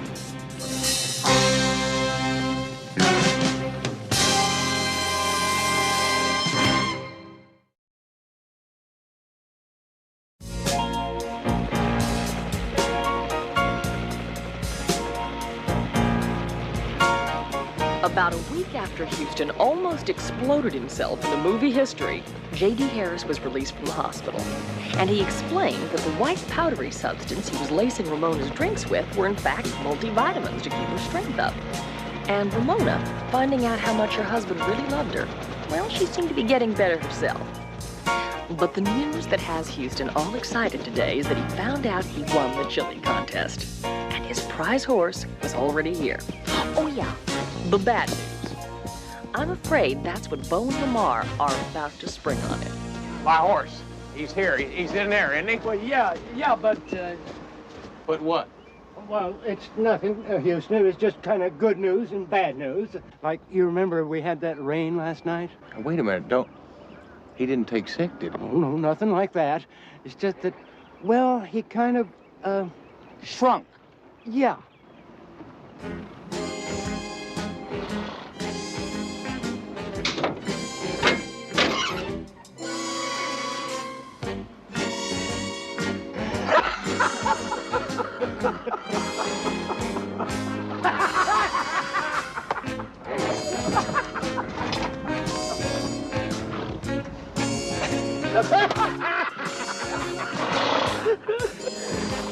Cute. Yeah. Is he housebroke? Well, he causes no problems yet. Good.